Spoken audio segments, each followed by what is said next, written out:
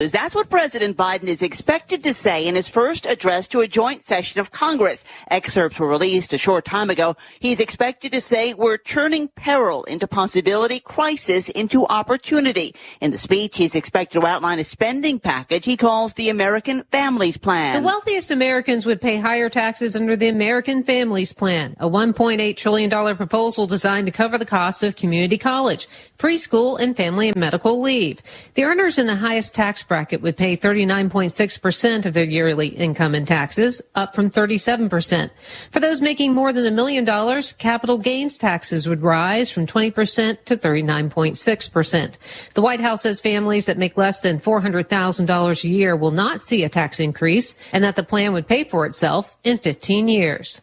Rachel Sutherland, Fox News. South Carolina Republican Senator Tim Scott will deliver the Republican response. He's expected to say our best future won't come from Washington schemes or socialist dreams. It will come from you, the American people. Fox News Radio's coverage of President Biden's address to a joint session of Congress begins at 8:30 p.m. Eastern. Listen on the Fox News app.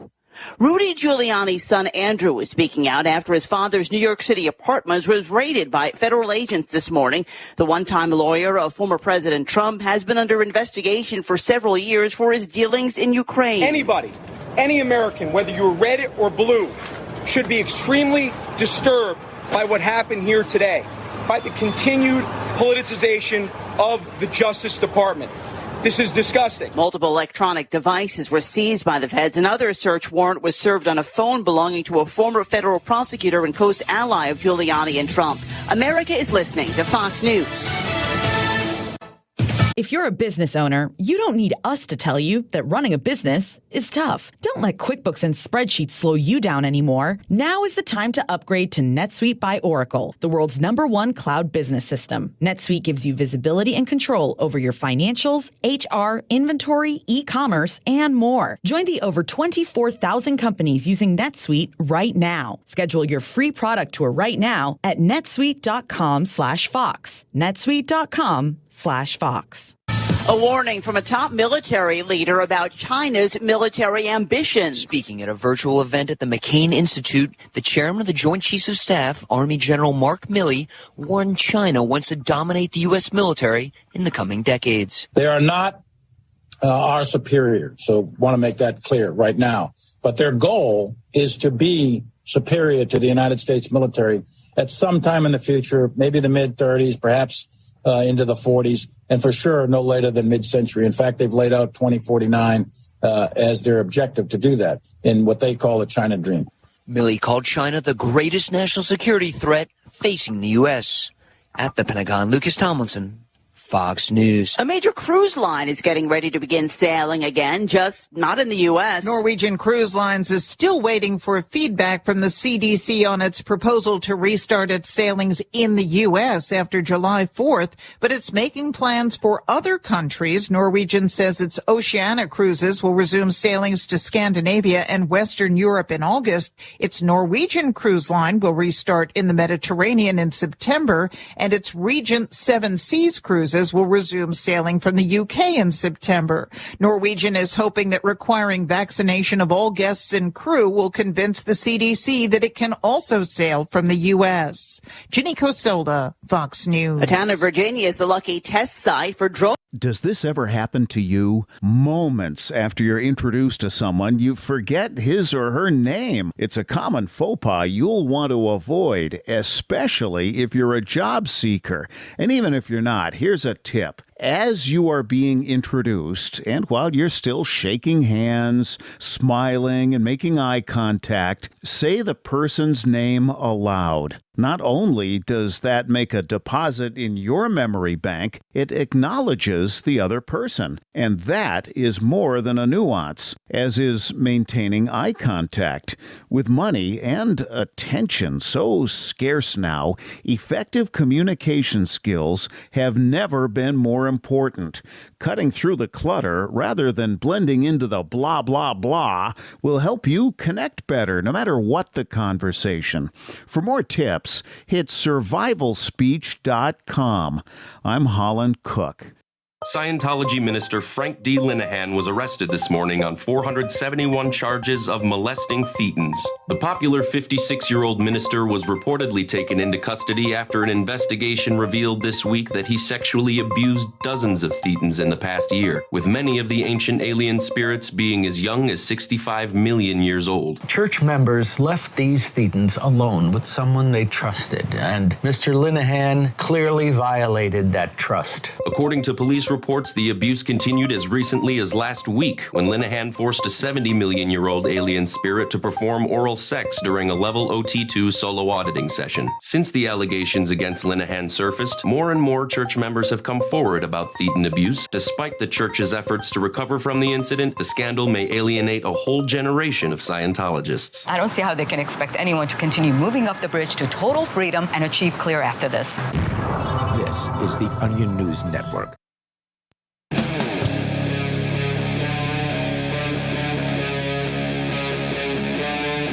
Free Talk Live.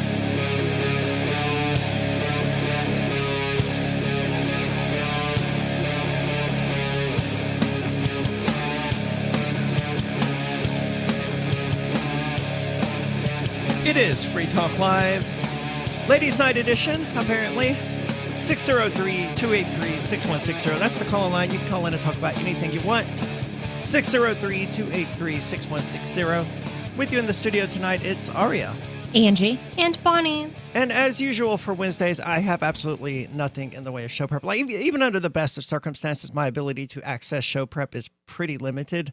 But on Wednesdays, I spend the entire day working, and then I come straight here and do more work. And the backlog of things that I have to take care of is becoming quite a problem. Not sure how I'm going to deal with it, but basically had no time to look at anywhere to see what was happening in the world today. It's okay. We have you covered today. Finally. I appreciate that. So what is happening? Well, we can start with the San Diego County pays $1 million to resolve lawsuits by boys who are alleged sexual assault by their foster brother. Okay, that sounds like a good place to start. Because that's a real issue that doesn't get talked about enough. I mean, people always, especially the pro-life crowd, that's the word I'm looking for. They, sweep all of this under the rug, say, oh, you could just, put your child up for adoption or whatever. But the foster care system in the United States is horrifically broken. There's so much sexual abuse within it that I'm not sure it's in anyone's benefit. And it happens and they sweep it under the rug. They try to hide it because they don't want people to know what's really going on or that the state can't handle what they have in place. And if you're a kid and you don't have like your regular parents or you don't have parents that you're very used to, like who are you going to go to that you really trust and tell about that and that they're going to listen to you every time? Yeah, in a lot of cases, the social workers who are supposed to protect these children are just either so incompetent or so buried under a workload that they miss obvious signs of abuse. And, people have died as a result. We've covered such stories here on Free Talk Live of children in foster homes who the foster parents were routinely reported to authorities, and yet no one did anything about it. And then suddenly, oh, no, there's a dead 6-year-old. Could have been prevented, but no, the state can't do anything right. This one says that social workers hid the foster child's violent history from the foster mother when they placed the child in her home. Sounds about right. And then when they refused her pleas to remove the teenager from the home. So San Diego County has agreed to pay $1 million to settle a lawsuit by 3 boys who allege they were sexually assaulted by the foster child, a teenager who the county placed in their home then refused to remove despite the foster mothers asking for help. Lawyers for the boys, sued in 2018 through their adopted mother, filed a motion Friday to approve a minor's compromise, which spells out how the settled amount would be distributed. The county and other named defendants, including 5 social workers, did not admit to any wrongdoing as part of the settlement. The county did not respond to a request for comment. The 3 boys, identified in the records only as DC, TC, and JC, alleged negligence, civil rights violations, and other wrongdoings by the defendant. The Union Tribune is not publishing their names, Melanie's last name, to protect the children's privacy. The defendant here is the St. Louis? The San Diego County. San Diego County. I don't know why I thought you said St. Louis. No, it's San Diego County, and the mom, or the mother, the foster mother, was Melanie. This is a positive development, I guess, except it doesn't do anything to punish the actual offenders here. No, it just doesn't. pushes a bill onto taxpayers. Yeah, there wasn't anything like amended to make it to where the social workers can't just ignore the parents' pleas to take violent kids out of their house. Yeah, and of course, the state isn't going to do that of its own accord because it's not the one that's going to have to pay this bill. Taxpayers are. And maybe if taxpayers have to pay enough of these bills, eventually they'll be like, hey, you have to do something about this, but that doesn't seem to be happening anywhere. But I don't think we really know how much they have to pay out because it's not like it all comes to the media. It's not like everything is reported that they say, oh, let's settle with you for this amount of money. And people are settling. They won't go to the media because they want the money. Excellent point. It says that the county has paid nearly $10 million since 2015 to resolve at least 11 child welfare lawsuits in the district court alone, according to the San Diego Union Tribune's review of the court records. The three boys said in their sworn complaint that when the county asked Melanie to take in 2 new foster children, a teenage boy identified in the lawsuit and his sister, social workers hid from her the mental illness and his prior sexually violent behavior. So they knew about it when they placed him in that home with children. I wish I could be surprised, but I just can't be.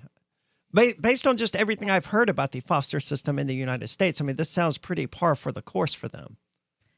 Well, it says Sweeping that abuse under the rug, ignoring it, not telling people about it. Well, it says that the law requires child welfare officials to disclose to prospective caregivers a foster child's known history. Now, if the government doesn't follow their own laws, how do they expect us to follow everything? Well, since they're not private, who's going to be checking them? That's what, when I lived on a military base, it just seemed like every little thing I had to deal with on base, like to go pay my rent, I had to go deal with housing, there was nobody checking on them, so they were just going to do the worst job possible, and they didn't have any repercussions when they did bad. Just like the U.S. Postal Service. I mean, they're not a private company, so there's no repercussions whatsoever for the fact that they've run their company essentially into the ground. They can't pay their bills, and they have no operating funds. They're constantly running a deficit. Their vehicles are 30 years out of date. They can lose your mail. Nothing happens. There was a period here when I first moved to Keene where they just routinely would not deliver any important mail to me. They would leave me the market basket flyers and stuff like that. But anything that was actually addressed to me that was actually important, including bills, statements from doctors, always got returned to sender. There was no accountability. I could go to the post office, and I did multiple times complaining, hey, just deliver my freaking mail. That's your entire job. They're like, oh. No, you have a box at your house yes. that they just wouldn't deliver to. Correct. I thought maybe it was a PO box or something, and everything was addressed correctly. Yes, they're like, well, you have to have your name on it. Well, you're delivering mail that's not addressed to me to this mailbox, and the name that you're delivering to is not on this mailbox in the first place. Second, my name is on the mailbox. Well, I don't know what's going on. I know you don't because you're a government agency and you're completely incompetent. All I want you to do, I finally solved the problem by leaving a letter or a quick little note in the mailbox to the postal carrier. Just deliver whatever is sent here and let me sort it out. That's kind of my job as the person who lives here, is to sort it out. Say, oh, this isn't for me. I'm going to put that in the trash. Yes, or I'm going to send that back because it looks important. Yes. Mm-hmm. Yeah. But there was no accountability whatsoever. It only got fixed when I connected with the postal carrier on a human level. It was like, hey, look, this is ridiculous. I've jumped through all of your stupid hoops. I put my name on the mailbox, even though, why do you deliver my name anyway? They do that here in New Hampshire, evidently, or at least here in Keene, where they won't deliver mail to your house if it's got the wrong name on it. I mean, people... I know, I've seen that. People move, first of all, but second of all, why are you even looking at the names? It has an address on it. Put it in the box. Yes, that's how this works. It's really simple, but they don't do that. And no, there's no accountability anywhere within government. Yep. You can't go to another UPS or USPS, whatever. No, but I did ultimately just say, okay, well, screw it. I'm just not getting anything important mailed to me for a brief period. And everything came via email and stuff like that. But it wasn't an effective way of dealing with the problem because I received dozens of emails a day. Most of them are not important. So that just increased the volume of junk I was receiving. Now, did you get your packages from FedEx and UPS? And oh, yes. Yeah, fine. Yes, every single time. Yes. Of course, because they're relatively private companies that can actually be held accountable. Yep. I'm sure nothing will happen to the people who put this violent kid in this house and they broke the law apparently to do it because there's just nobody to compete with them and do a better job for them to lose their jobs. She will likely I assume the foster worker will likely be fired and will go to a different district and continue carrying on this horrific behavior there without accountability. I mean, that's what the Catholic Church does when one of their priests gets busted doing stuff like this. They just ship them to a different area. And don't give any history? Presumably not. And I don't know if they tell the new heads of the church. I said, hey, this is a touchy-feely one. Yeah, I don't know if they do or not. I imagine they probably don't. They probably have to have like a secret handshake for which ones are touchy-feely and which ones aren't. Mm-hmm. So that's one of the most depressing things that I've heard today. Hopefully there's less depressing stuff in the news. I mean, I guess good for the kids that they're going to be wealthy as a result of this, but that's not going to make up for the damage that the state is doing to them and to countless others who aren't suing. 603-283-6160. That's the call-in line. You can take control of the airwaves and talk about whatever is on your mind. 603-283-6160. This is Free Talk Live. What if the United States and the Soviet Union had fought on land, sea, air, and the astral plane, struggled for dominion across parallel dimensions or on the surface of the moon? What wonders would have been unveiled? What terrors would have haunted mankind from those dark and dismal dimensions? Come closer, peer through a glass darkly, and discover the horrifying alternative visions of World War III from some of today's greatest minds in science fiction, fantasy, and horror. Weird World War III. Available now from Baen Books at baenbooks.com. Are you tired of governments murdering people around the world? Stop using their money. There is an alternative. Bitcoin is a stateless, free market, non-political currency. Bitcoin cannot be inflated or controlled by any government. By using their money, you are helping the state. Stop doing it. You have an incredible alternative available now. Learn it, use it, spread it. Get started with Bitcoin at bitcoin.com. That's bitcoin.com. Some of you asked, and now we've delivered. LRN.FM's live Keene, New Hampshire studio shows are now streamed in HD on Twitch. Visit our channel at twitch.lrn.fm and give it a follow. If you have Amazon Prime, you get one free subscription on Twitch. If you use it on our channel, Twitch will give LRN.FM a monthly piece of your Prime subscription cost. So please watch, follow, share, and subscribe to twitch.lrn.fm. That's twitch.lrn.fm. Do you feel like your nation, state, or community no longer holds your values? Have you dreamt of a place where people agree that liberty is important and are free to pursue their projects so long as they respect the property of others? There are many people just like you that are discovering freeprivatecities.com. Their social media links are at the upper right of the page at freeprivatecities.com. All skill levels will be needed when the first of the Free Private Cities opens. It's sooner than you think. Stop arguing and build. freeprivatecities.com. Free Talk Live. They have satellite image pictures of cities on the moon. No, they and don't. Yes, they do. That's a load of garbage. I've never heard of any such thing. A quick Google search would reveal whatever these lame-o pictures are supposed to be, which, of course, you yourself have never done, right? You've never seen these alleged photos, correct? No, but it's actually the... Why would you go around saying that there are pictures of cities on the moon if you yourself have never seen them? Well, because I heard it on a late night, 2 o'clock in the morning when I used to have that show here. Yeah, you're talking about the overnight kook show? Coast to Coast. Coast to Coast. Yeah, they banned that show 5 years ago. No, they didn't. But I used to say... Who's they? Free Talk Live, 7 nights a week from 7 to 10 Eastern, live on the Liberty Radio Network at LRN.FM. So you've heard all 3 hours of the latest episode of Free Talk Live, and you're still hungry for liberty-oriented audio content? Did you know that we have another 24/7 audio stream at LRN.FM? The Liberty Radio Network airs the latest episodes of some of the best liberty-oriented podcasts on the internet around the clock. In addition to recorded content, you'll also hear live shows like Free Talk Live, originating from our Keene, New Hampshire studio. So listen anytime at LRN.FM. That's LRN.FM. Are you tired of governments around the world killing innocent people? Stop using their money. There is an alternative. Bitcoin is a stateless, free market, non-political currency. Bitcoin is money that cannot be inflated or controlled by any state. By continuing to use their money, you're perpetuating the killing. Stop doing it. You have an incredible alternative available to you now. Learn it, use it, spread it. Get started with Bitcoin at Bitcoin.com. It's Bitcoin.com. You can stick it to the man and big tech. Join our FTL social mastodon at social.freetalklive.com.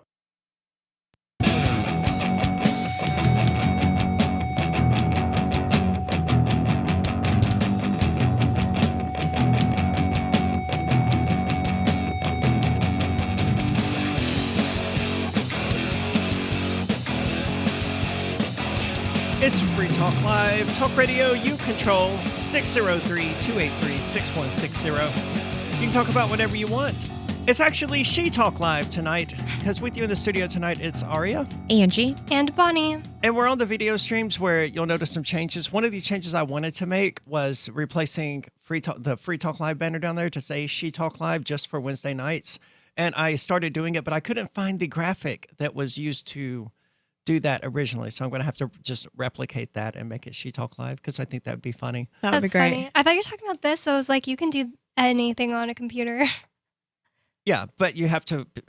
It would be easier if I had the source file, so I could just go in there and change it. Oh no, I just thought you were talking about like changing it in the camera. I was like, whoa, that's crazy. Oh, sorry. Well, one could do that. I forgot that we're talking on the radio. I'm talking about like a thing on the wall behind me, like a sign. Yeah, I forget what they're called now. But we actually talked about them one night here on the show. And God, I don't remember. It isn't important anyway, but let's go to the phone. So we got Rob calling from Vermont, if I can find the right button. Rob, you're on Free Talk Live. Hey, so I went through the foster system back in the 1970s. And had I not gone into the foster care system, I wouldn't have been molested by the same guy twice. Yeah, I'm sorry to hear that. That's unfortunately like such a common story from everyone I know that's been in foster care or been adopted. Did you get any assistance once it was discovered that that was going on? No, because I never told anyone. Okay. And the reason why I never told anyone was because I was shamed into this. You know what I mean? Yeah. Yeah, and I was all but 10 years old. I didn't expect it, that this came out of I was ambushed into this.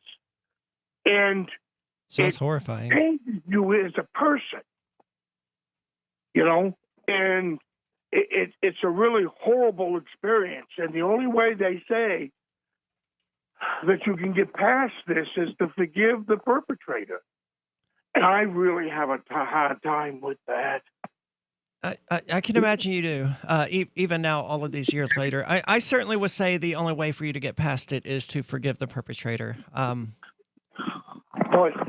equally disturbing, it's funny you guys were talking about this, because it seems like this kind of thing is a business. What I mean by that is that look how easy it is to prosecute go after a priest, I'm not saying that all priests are innocent, but you can't say that all priests are guilty. And if you go ahead, you take a look at the case of Father Gordon McRae in New Hampshire, convicted out of Keene as he was, of, something that he didn't even do. And this guy went and filed appeal after appeal, only to have these denied. I don't know his case. Can you tell us a bit more about it? Well, he was accused of, molesting children at this parish. Okay. When he wasn't even around. He was down in Mexico. He wasn't even in New Hampshire. But it's the story is on these stone walls. And if you read it, there's a whole bunch of stuff in there. And it tells about the whole Dorothy Rabinowitz, a Pulitzer Prize-winning investigative journalist for the WSJ, Wall Street Journal, did 2 full stories on this. And were they stories exposing the fact that he couldn't possibly have been there because he was in Mexico? Yes. And he still was charged and found guilty? He's been there for over 26 years. Oh, he's still in jail? Yes. That's crazy. That's unfortunate. I mean, the justice system in the United States hardly distributes anything that is remotely like justice. Rob, thank you so much for the call tonight. I don't know anything about this guy's case, so I can't say if it's actually true that he was in Mexico or not, but I would be stunned to find that his appeals are being denied when he can presumably show that he was in Mexico at the time. The first thought that I have is that someone along the line in the case somewhere is trying to cover something up, and they don't want him to get out because they don't want something to be found out or said. Very likely to be the case. But in less serious news, because I don't want to be depressed throughout the entire show tonight, evidently being blonde is a choice. And if you are blonde, you have blonde privilege, according to The Cut. Blonde privilege. Does the person who wrote this point out that women initially began dyeing their hair blonde because it signified that they were prostitutes? I haven't seen that in here. I haven't seen that in here. So they did no research, presumably. Well, I didn't read the entire thing yet, but they were talking about all the negative things that she thinks about blonde people. And her name is Amy Licora, so it is a woman. It just sounds like a woman who is really jealous of blonde people. That's really what it sounds like. It has a picture of Ivanka Trump and her sister, the other Trump, and all these other like right-wing people who have blonde hair, like a whole bunch of Fox News ladies, like Megyn Kelly. And it says, did they actually have blonde hair, or did they dye their hair blonde? Most of these look like they probably dye their hair blonde, but I'm not sure. I think Ivanka is really blonde. I don't know, though. It says blonde hair is at least 11,000 years old. The variety we now are most familiar with began as a genetic mutation in Northern Europe, where the sun is weak. Light hair allows more vitamin D to trickle in through the scalp, the theory goes, which is useful when the sky is cold and dark. It wasn't the first hair color that people had, so it was rare, and its being rare made it sexually desirable. And its being sexually desirable meant it spread. And I don't know that that's how sexual attraction works on a biological level. I don't know. I mean, you see somebody with like 3 eyes and you're not sexually attracted to them because it's rare. Oh my gosh. Well, it's bizarre to paint sexual attraction in those terms. Well, maybe then, since it really was rare, that people were like, oh, I got to get with that. It could be, but I can't imagine that was it's everywhere. Common. I mean, especially in the periods that we're talking about, 10,000 and 11,000 years ago, when they were more concerned with whether or not the person was likely to produce strong offspring that would survive. Their concern was not, oh man, she's hot. She's got weird hair. I got to hit that. I don't know. I always think that about blue eyes too, because like imagine everyone only having brown eyes and then seeing someone with blue eyes. Like that would be even crazier than blonde hair, because blonde is kind of like assume that there was something like really wrong. With them? Yeah, that's what I'm saying. Blue eyes would be crazy if you had only ever seen like brown eyes. You would assume they were some sort of genetic mutation and probably not want to breed with them. Yeah. Oh, that's so true. You could think that even just it was a sign of something else wrong with them. No one have that babies. One's broken. Yeah. Says, eventually blondness spread south. Many of the Greek goddesses were golden-haired, as were many heroes of the Iliad. People missing the mutation started figuring out ways to ape it very early on with primitive versions of Sunin. Have you guys used Sunin? I've never heard of it. Oh, you spray it in your hair, usually when you like live in the South and your mom wants you to be blonde. And then it turns your hair blonde. Is being blonde a privilege? 603-283-6160. Weigh in on the subject. 603-283-6160.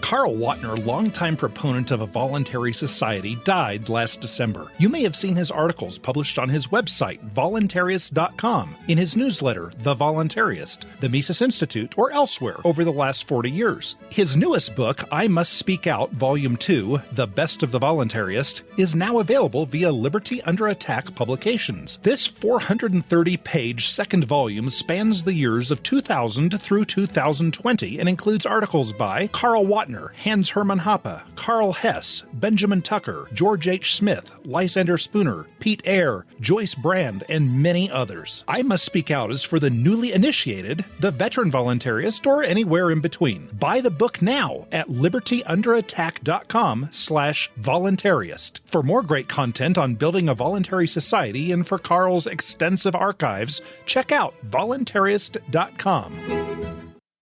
Is spreading the message of liberty, cryptocurrency, and peace around the globe worth $2 per month to you? As you may already know, in addition to our internet feed, LRN.FM broadcasts on free-to-air satellite across North and Central America, as well as Sub-Saharan Africa. And we've been available on satellite for free 24/7 since 2010. The LRN.FM free-to-air satellite signal is reaching some of the most oppressive regimes in the world, and there's no doubt our ideas are making an impact. You can learn more about the channel's impact by watching the 3-minute video at fund.lrn.fm. If you'd like to help free minds globally with our ideas of liberty, cryptocurrency, and peace, you can donate as little as $2 per month via fund.lrn.fm. You can help us continue and expand our satellite broadcast to multiple continents. Visit fund.lrn.fm today, and thank you for your help. Don't forget to share the link on social media. That's fund.lrn.fm.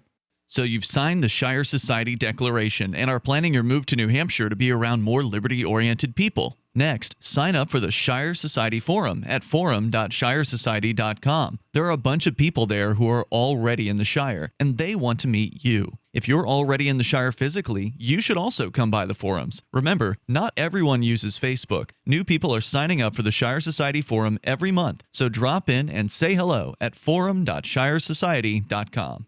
If you want to know the latest about Free Talk Live before we go on the air, all you need to decide is how you want it delivered. It's your choice. Visit news.freetalklive.com to receive our usually weekly news updates by email. Plus, we have a Twitter account at twitter.freetalklive.com, and you can follow us on the decentralized Mastodon platform at toot.freetalklive.com. So please follow us at toot.freetalklive.com and sign up for our emails at news.freetalklive.com. Hi, I'm Derek J.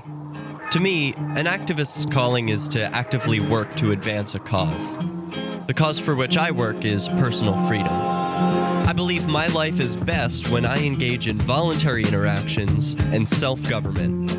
I reject the idea that anyone else has a higher claim to my life or my body than I do. I see people who call themselves the government as a threat to my personal freedom. I realize you may feel differently, but my relationship with the people who call themselves the government is completely involuntary. If Starbucks used some of its money to drop bombs, I wouldn't shop there. So why would I support the American empire? The empire does not require my consent. Derek J's Victimless Crime Spree. Watch it for free and order the Director's Cut DVD at victimlesscrimespree.com. That's victimlesscrimespree.com. Don't miss a moment of Free Talk Live. Get our archives daily via our podcast at feeds.freetalklive.com.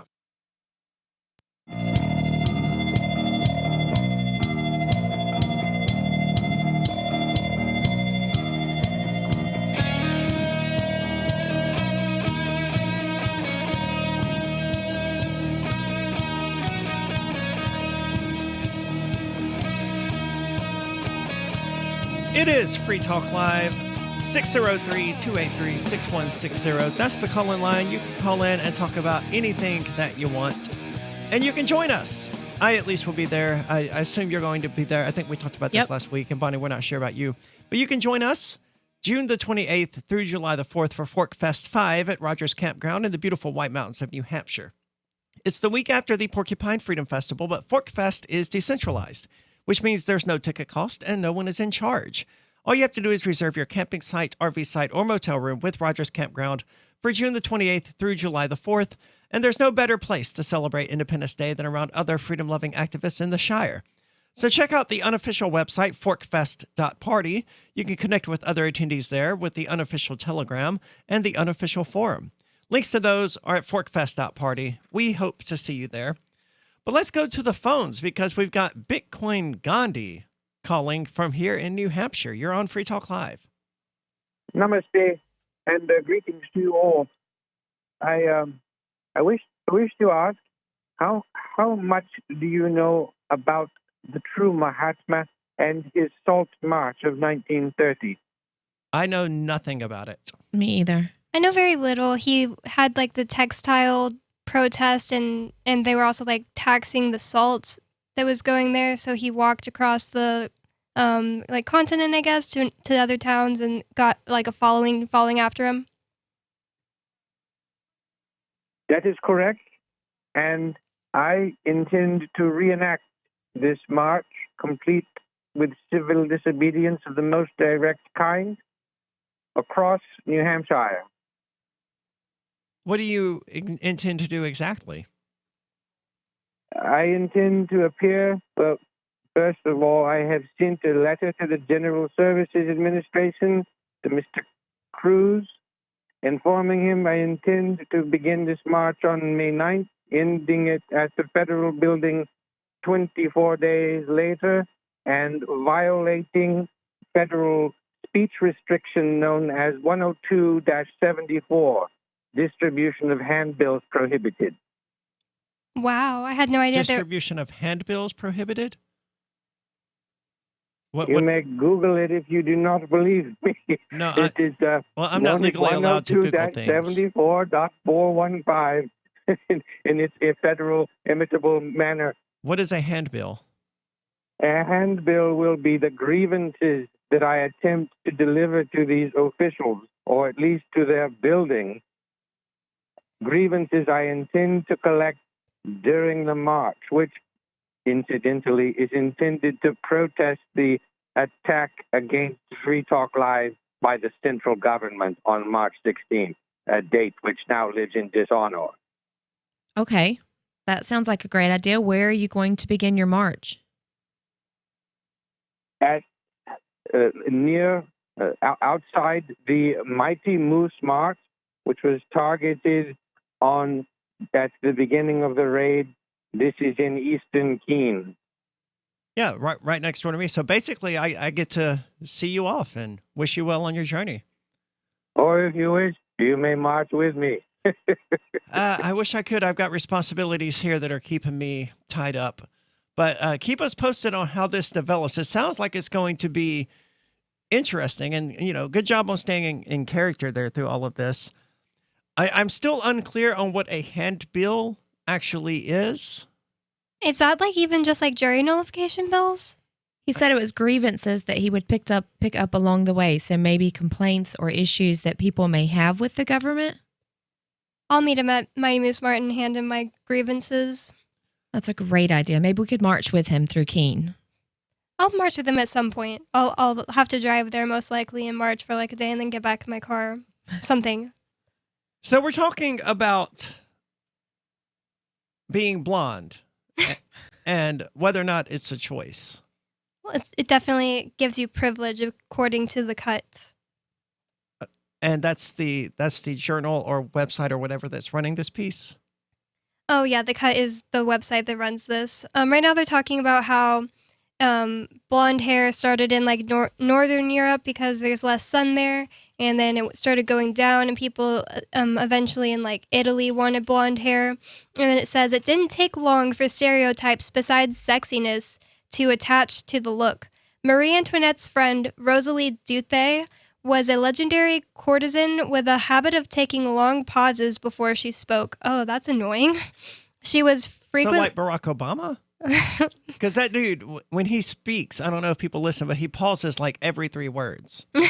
He wants to emphasize his words. I can see that. I can remember some pausing. It's pretty annoying. It says she was frequently the mistress of someone famous and powerful. She was even gifted to 20-year-old Prince Philip. She was gifted? Yeah, wait, to what? A prince. She was privileged to be gifted like a piece of property to someone? To a 20-year-old boy. Prince Louis Philip I by his father so that he could learn a thing or two.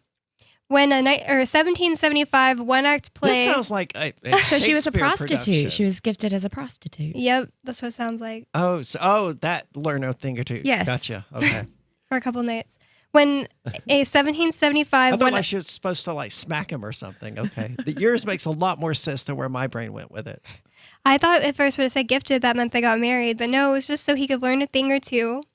It says, Paris was amused by a one-act play called Les Curiosités de la Foire. So hold on. I don't want to move on from this yet. The blonde privilege that we're talking about here was the privilege of being given as a sex slave to a prince. Well, she was probably compensated. I would imagine that it wasn't like she was like a slave to go. It was like, we'll pay you this given to as go. a prostitute. Yeah, we will give you to this prince so that you can teach him a thing or two, but we will pay you, but we're going to give you to him. That's the way I see it. The worst part about this is 20-year-old boy to me. I hate them. Can't deal with them at all. Well, I think that it would be good sometimes for young men to learn about sex from someone that they don't have emotional attachments to. Sure. To begin with, especially, because then they're not like, oh, I love you. I'm so in love with you because I learned everything from you and I didn't really learn anything from you, but I love you. Also, I don't know, maybe learning something from a woman who can explain to them how stuff actually works. Yes. And what you should and shouldn't do. Yeah. No, if this was all consensual, I don't have an actual problem with it, but I do see what you're saying, Arya. Like, they're trying to build up a case that being blonde is a privilege, and they give an example of just something that doesn't sound very fun to me. Well, I mean, it could definitely be fun. Like you said, if it was consensual, then presumably the woman probably enjoyed it and enjoyed her time doing it. But in general, if you're looking for a reason to paint someone as being privileged, being a prostitute shouldn't be your top of the list, right? Correct. Not that there's anything wrong with sex work. I don't mean to suggest there is, but it's not considered generally high profile. This is a successful person. Maybe it was back then and she was compensated very, very well. He is a prince. So maybe she was privileged by her blonde hair to be compensated so well for her duties. And it does say she was frequently the mistress of someone famous and powerful. So she got gifts. Good for her. Right? Yeah, I can't Does the really author knock of this it. article know that she can dye her hair blonde? I know, that's what I was thinking. I wonder if she is blonde. I wish I would have looked up a picture of her before this, but I didn't. Well, apparently from that woman that was the prostitute, that's where historians now agree that 250 years later, that's where the stereotype was born, the blonde as slutty and dumb. I don't know how that makes her dumb. Seems pretty smart to me. But yeah, she's successful. She's doing something right. I've never wondered about where that stereotype came from that blondes are dumb. Me either. I've never given it any thought. I would have thought it was like Paris Hilton that started that. I don't know. Maybe not. Or Marilyn Monroe or something. I suspect it goes back further than whatever it was they said 250 years ago or whatever. What are your thoughts on this? Do you know where this originated, that blondes are dumb? 603-283-6160. Call in, take control of the airwaves. It's Free Talk Live. On Free Talk Live, we're bringing people to the ideas of liberty every day. From wrestling superstars like Glenn Jacobs. You guys really are having an impact, I believe. Like I said, a lot of where I am now is due to listening to Free Talk Live. You changed my mind on some very important issues years ago. To random people tuning in on the radio. I was kind of stuck in the left-right paradigm. I heard your show by chance on a Saturday night. From there, I went on, joined the Free State Project, and become an amplifier. So, I mean, that's really the reason why I amp is because I know that if it wasn't for you guys being on as many stations as you are, I never would have found the ideas of liberty. Your amp will directly change more lives by getting Free Talk Live in front of people looking for talk radio online and on the air. When you amp Free Talk Live, you get perks like access to the AMP-only Facebook group and AMP podcast. Visit amp.freetalklive.com. The new 4th edition of Healing Our World, The Compassion of Libertarianism will take your understanding of liberty to a deeper level and has over 1,300 updated references, new cartoons, and a foreword by Dr. Ron Paul. With discounts for multiple book purchases, the 4th edition of Healing Our World is a great gift for the liberals, pragmatists, environmentalists, and Christians in your life who think libertarianism is cold-hearted. Get yours today at healing.freetalklive.com and use promo code FTL for a $5 discount. The LRN.FM social media channels have been revamped. We've eliminated Facebook and focused on other platforms like Twitter and Mastodon, the decentralized alternative to Twitter. On our accounts, you'll find posts from multiple LRN.FM show hosts together in one place. Follow us on Twitter at twitter.lrn.fm, or better yet, move to the decentralized Mastodon social media platform at toot.lrn.fm, toot.lrn.fm. I think you'll like it. I'm grateful to have heard from some of our satellite listeners recently. I appreciate knowing that people are out there who like what we do and are willing to support it financially. LRN.FM's free-to-air satellite feeds blanket most of 2 continents. It was my goal to put our channel there so people without internet could receive our programs and feed pirate radio stations. We started a fundraiser on Patreon a few years ago to back the satellite channels. I recently announced that I was considering canceling the feeds, and donations increased from 15 to 20% of our costs, which are around $1,000 per month. That's a good start, and to incentivize more contributions, the Shire Free Church will be matching every dollar. Can we reach $500 per month? With your help, we can. You can join our satellite fundraiser for just $2 a month at fund.lrn.fm. If we raise enough to keep both of the channels on the air, awesome. If we raise more, I'll add more channels. If not, we can shut them down and go internet only. It's up to you. Thank you for your support. fund.lrn.fm. There are lots of ways to listen to Free Talk Live. Our podcast has been around since podcasts began, and now the FTL feed is loaded with content besides our full show archives. Did you know that we make it easy for you to customize your podcast subscriptions? We have different feeds, one that includes only our full shows, one with just the Daily Digest, and our main feed that includes everything. You decide what you listen to. It's quick and easy to customize your feeds at feeds.freetalklive.com. That's feeds.freetalklive.com. Are you a cryptocurrency advocate? The Crypto Tip is the ideal outreach tool to help new people discover cryptocurrency. It's a printable business card-sized tip that you can give to service providers, preferably in addition to a good cash tip. When the server scans the QR code, it'll bring up an explanation of cryptocurrency, how to install a wallet, and allow them to claim the tip. If they don't claim the crypto, you get your tip refunded to you after a time period you specify. Plus, if they do claim the tip, you get an email alert. Create as many tips as you want at cryptotip.org. That's cryptotip.org. We're still not sure why you'd want to watch, but our video feed is streaming nightly for free at cam.freetalklive.com.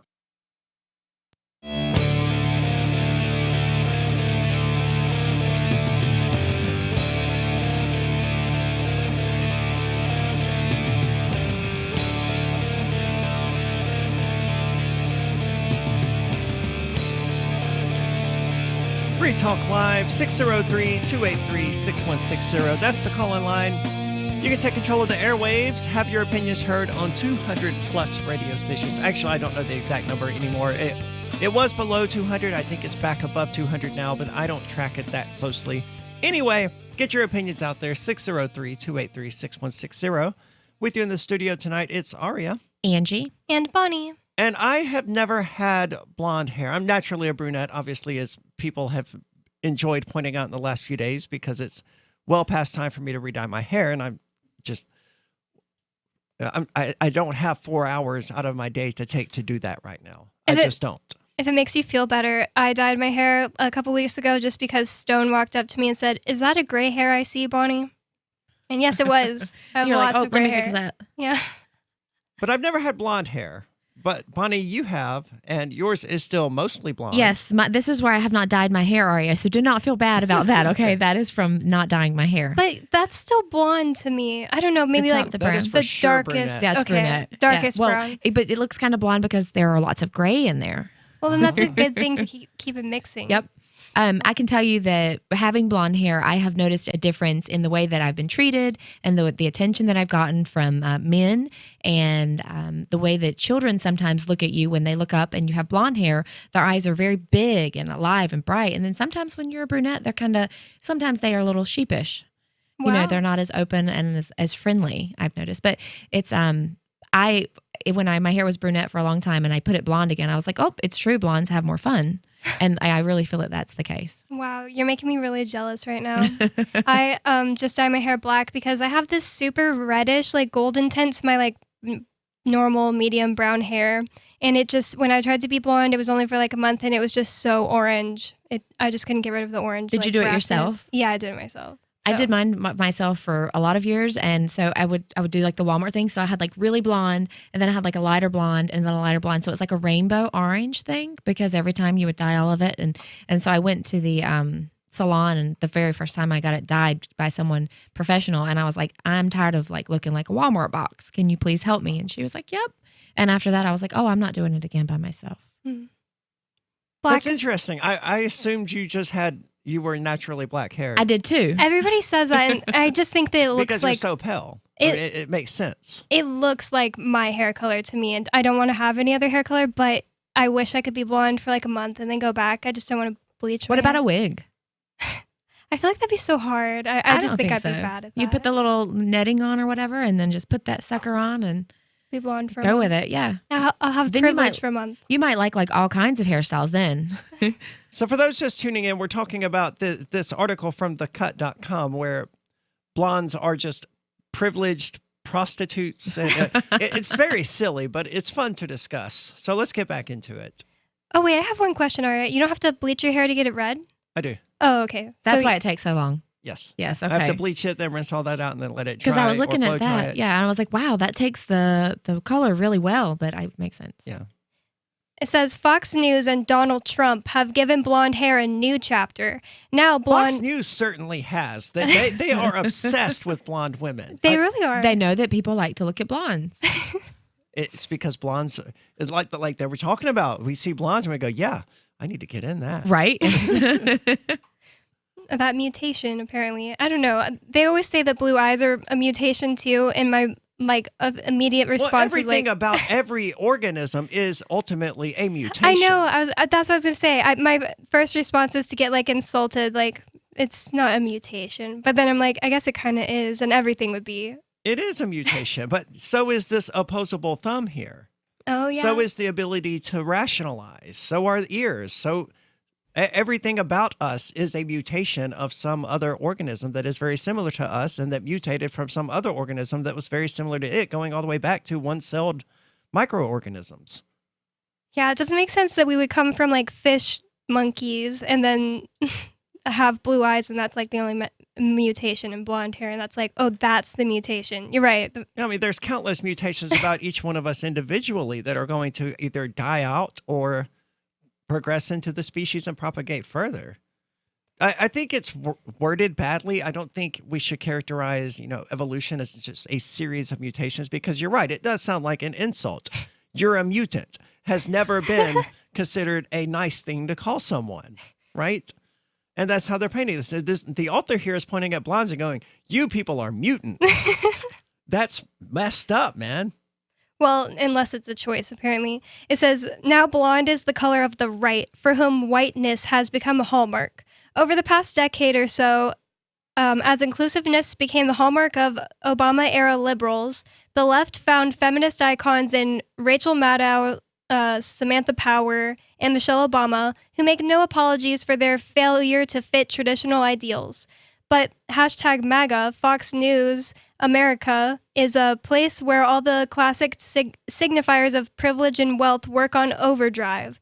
The country club issue blue blazers with brass buttons and khaki pants, and above all else for women, that yellow blonde hair. Oh, it said yellow blonde. That's not nice. Well, these people don't have really yellow blonde hair. I mean, I guess Trump. His is orange, like an orange blonde. Yeah.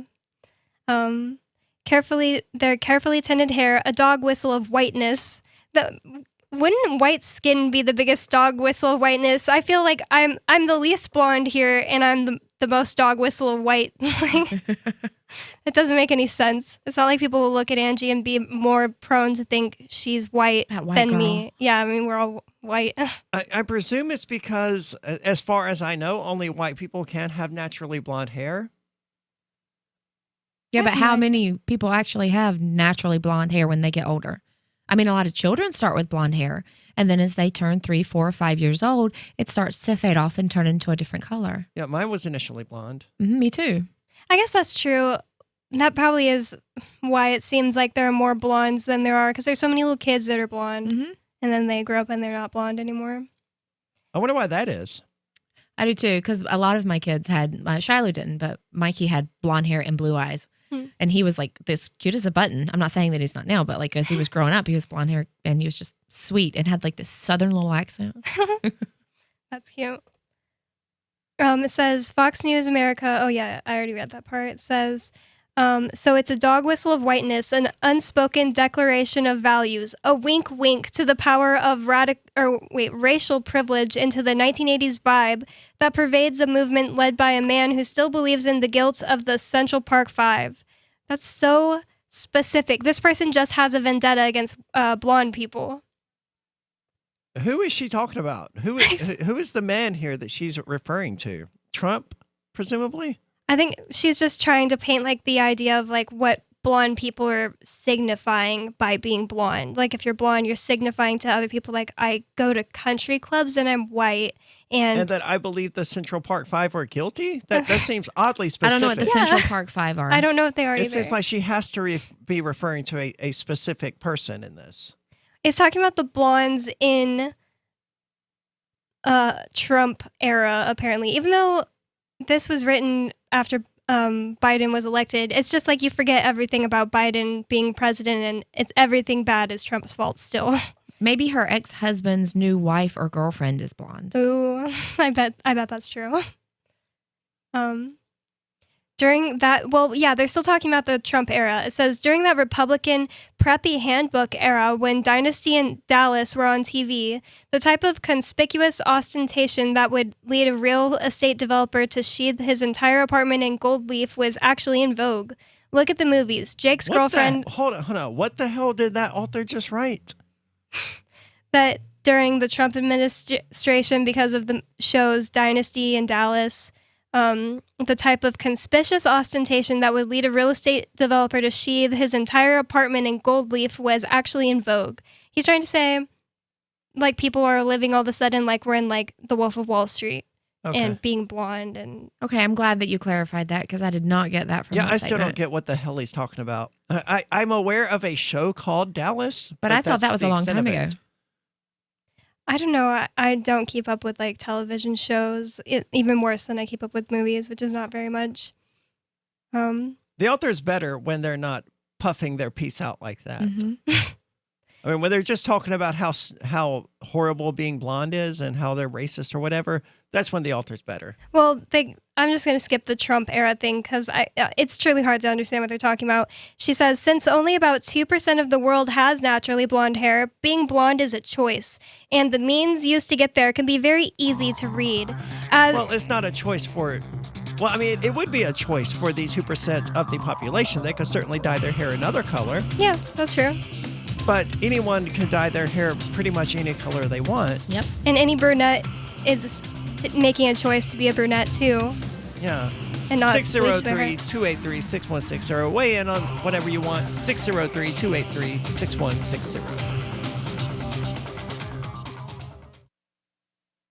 What if the United States and the Soviet Union had fought on land, sea, air, and the astral plane, struggled for dominion across parallel dimensions, or on the surface of the moon? What wonders would have been unveiled? What terrors would have haunted mankind from those dark and dismal dimensions? Come closer, peer through a glass darkly, and discover the horrifying alternative visions of World War III from some of today's greatest minds in science fiction, fantasy, and horror. Weird World War III. Available now from Baen Books at baenbooks.com. Are you tired of governments murdering people around the world? Stop using their money. There is an alternative. Bitcoin is a stateless, free market, non-political currency. Bitcoin cannot be inflated or controlled by any government. By using their money, you are helping the state. Stop doing it! You have an incredible alternative available now. Learn it, use it, spread it. Get started with Bitcoin at bitcoin.com. That's bitcoin.com. My name is Jacob Hornberger. I'm president of the Future of Freedom Foundation, which Congressman Ron Paul awarded for having an outstanding freedom website. Write us at fff@fff.org, and we'll send you a free 3-month subscription to our monthly journal of libertarian essays and our booklet, Economic Liberty in the Constitution, which George Mason University economics professor Walter Williams praised in a recent column. That's fff@fff.org. What if you want to hear the latest episode of Free Talk Live, but all you have is your phone, you forgot to download our archive, and you have no data connection? You can call our Listen line at 641-793-0191. That's a long-distance number, so you may incur charges. If not, listen as long as you want. 641-793-0191. The Free Talk Live Listen line, 641-793-0191. You're listening to the live edition of Free Talk Live. Hour number 2 is next, after the news, here on the Liberty Radio Network at LRN.FM. The United States is looking forward. I'm Lisa Lacera, Fox News. That's what President Biden is expected to say when he delivers a speech to the joint session of Congress in about 2 hours. President Biden will say America is on the move, turning peril in the possibility, crisis in the opportunity. In excerpts released by the White House, President Biden also makes an appeal for the American Jobs Plan, a $2 trillion infrastructure spending proposal he will say is a blue-collar blueprint to build America, recognizing Wall Street didn't build the country. President Biden's first address to a joint session of Congress will feature pandemic precautions limited to just about 200 people in the House chamber, far fewer than the number usually packed in the seats for a presidential address. On Capitol Hill, Jared Halpern, Fox News. South Carolina Republican Senator Tim Scott is set to deliver the Republican response. Excerpts of his speech were also released early. He's expected to talk about COVID-19 restrictions, saying our public schools should have opened months ago. Science has shown for months that schools are safe, but too often powerful grown-ups set science aside and kids like me were left behind. 3 Georgia men already facing charges in the death of Ahmaud Arbery, a black man who was killed while out for a run in an Atlanta suburb last year, now face federal hate crime charges. Travis McMichael, his father Gregory, and William Bryan are charged with interfering with Arbery's right to use a public street. The McMichaels are also each charged with using a firearm, and Travis is accused of discharging the firearm. In a statement, the Justice Department says the 3 men chased Arbery in their trucks, yelling and cursing at him as well as threatening him, attempting to cut him off as he ran through the neighborhood because of his race. Jessica Rosenthal, Fox News. On Wall Street, the Dow minus 165, the Nasdaq off 39, the S&P lost 3 points. America is listening to Fox News. Indeed is the job site that makes hiring as easy as 1, 2, 3. Post, screen, and interview. All on Indeed. Get your quality shortlist of candidates whose resumes on Indeed match your job description faster. Only pay for the candidates that meet must-have qualifications. According to Talent Nest, Indeed delivers 4 times more hires than all other job sites combined. If you're hiring, you need Indeed. Get started right now with the free $75 sponsored job credit to upgrade your job post at Indeed.com/Fox. Indeed.com/Fox. Offer valid through June 30th. Terms and conditions apply. Rudy Giuliani's son, Andrew, calls the raid on his father's New York City home by federal investigators earlier today disgusting. The pace of the federal investigation into former New York City mayor and former President Trump personal lawyer Rudy Giuliani is picking up. Federal agents carried out a search warrant on Giuliani's Manhattan apartment, with the New York Times reporting that investigators seized his electronic devices. It's part of the ongoing criminal investigation into Giuliani's dealings with Ukraine and whether he broke lobbying laws while representing former President Trump.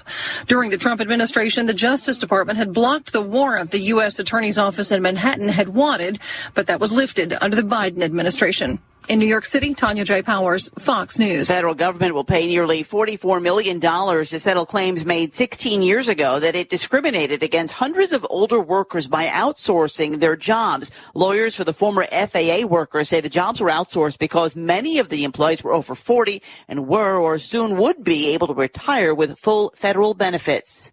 Apollo 11 astronaut Michael Collins has died at the age of 90. He would fly first to space in 1966 on Gemini 10, where he spacewalked twice.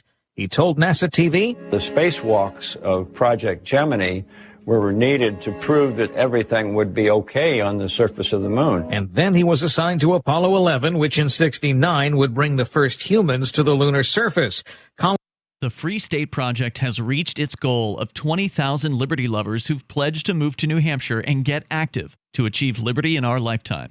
Perhaps you're trying to figure out what part of New Hampshire should be your destination. If so, consider Keene. You'll find more than 150 reasons to move to Keene at move.freekeene.com. Keene is famous for its historic, publicity-generating activism, as well as being the liberty media capital of the world. It's home to freekeene.com, New Hampshire's destination for liberty activism, news, and opinion. For years, we've been compiling over 150 reasons to move to Keene at move.freekeene.com, where you'll learn about some of what's happening here and what makes Keene a great place to live. If you love liberty, you'll probably enjoy anywhere you end up in the Shire. But do your due diligence first. Please visit move.freekeene.com for the full list of over 150 reasons to move to Keene. That's move.freekeene.com. Thomas the Tank Engine says he's a little uneasy with his broad autistic following, and a couple has a nest egg of debt to make sure they've got some money to owe down the road. This is the Onion Week in Review. Local video editor James Korf told reporters Wednesday that despite having said goodbye over 10 minutes ago, his friend, Michael Woodward, still remained active on GChat and had shown no signs of leaving. If it were yellow, it would mean that he hasn't been on the computer for a little while, or if it was red, it would mean he doesn't want to talk, but it's green. I can tell. I can see it right there. Korf later said that he felt briefly relieved when Woodward's chat logo turned orange, but was once again dejected when it became green within seconds. And in this week's op-ed pages, a high school guidance counselor laments the fact that no one in his entire damn school has been molested. In other news, a bedbug feels bad for an area man, but a bug's gotta eat. A development exec wants to see what, where, and how that would look, live, and play out. And a man at the gym is just watching TV. For more, visit theonion.com/newsbeat. This is the Onion News Network.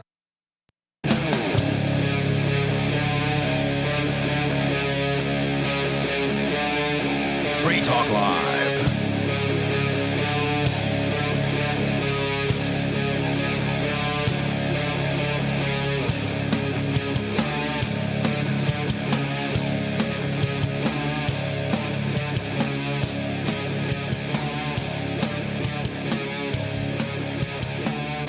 It's Free Talk Live, 603-283-6160. That's the call-in line, 603-283-6160. You can call in and talk about anything you want, because that's what we do here on Free Talk Live, is we give you a way to express your opinion on national radio. And if you value that, you might consider joining the AMP program. You can find out more about it at amp.freetalklive.com. Basically, it's money that is used to advertise, market, and promote Free Talk Live. Hence its name. It gets us on more radio stations. It gets our podcast out there to more listeners.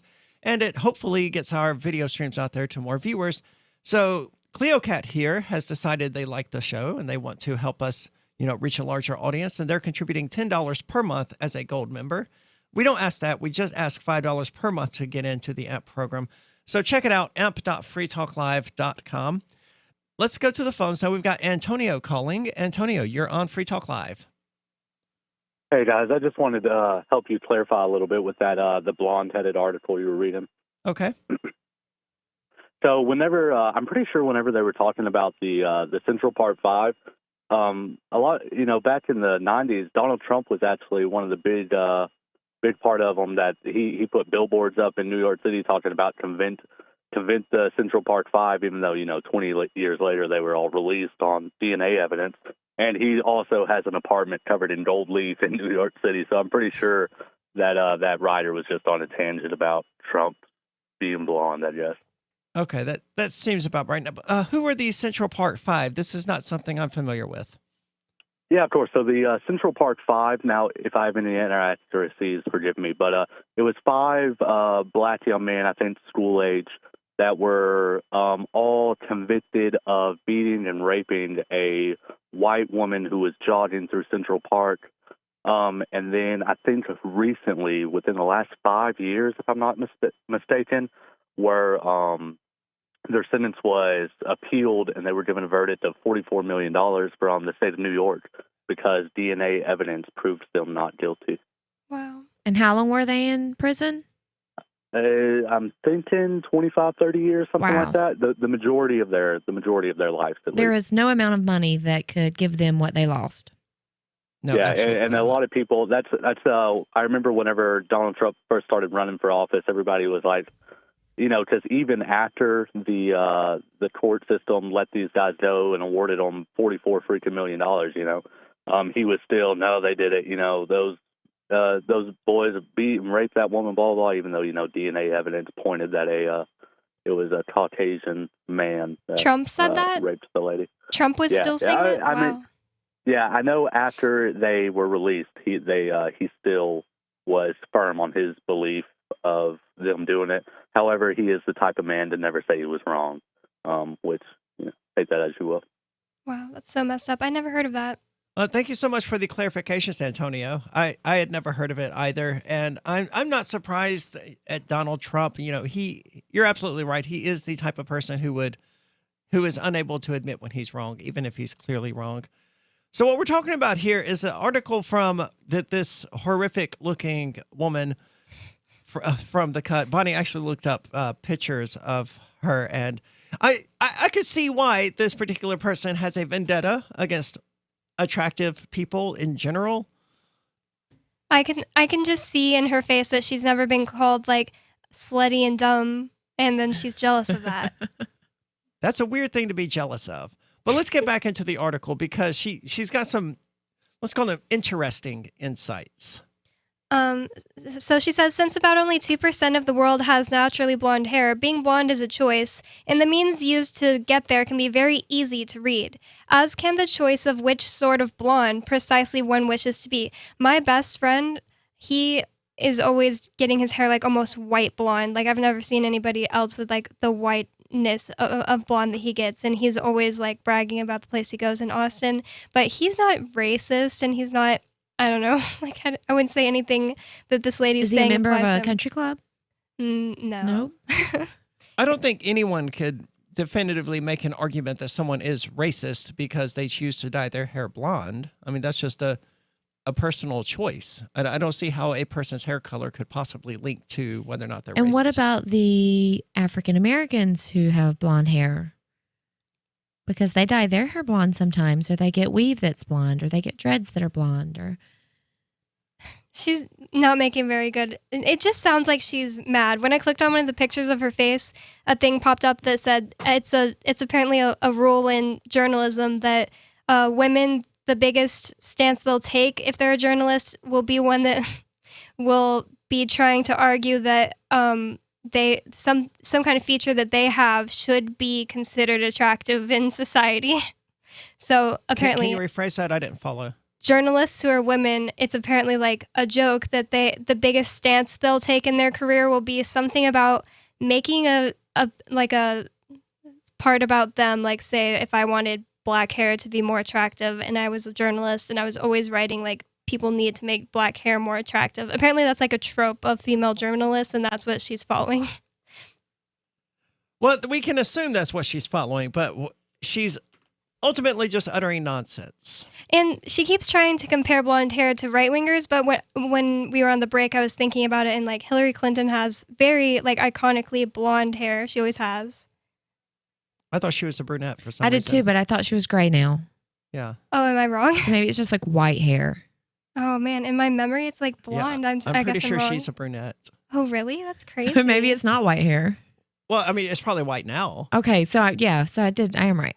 Wow, that's crazy. I guess I just remembered her blonde or like gray hair and thought she was blonde. But I mean, there are plenty of people on the left who do have blonde hair.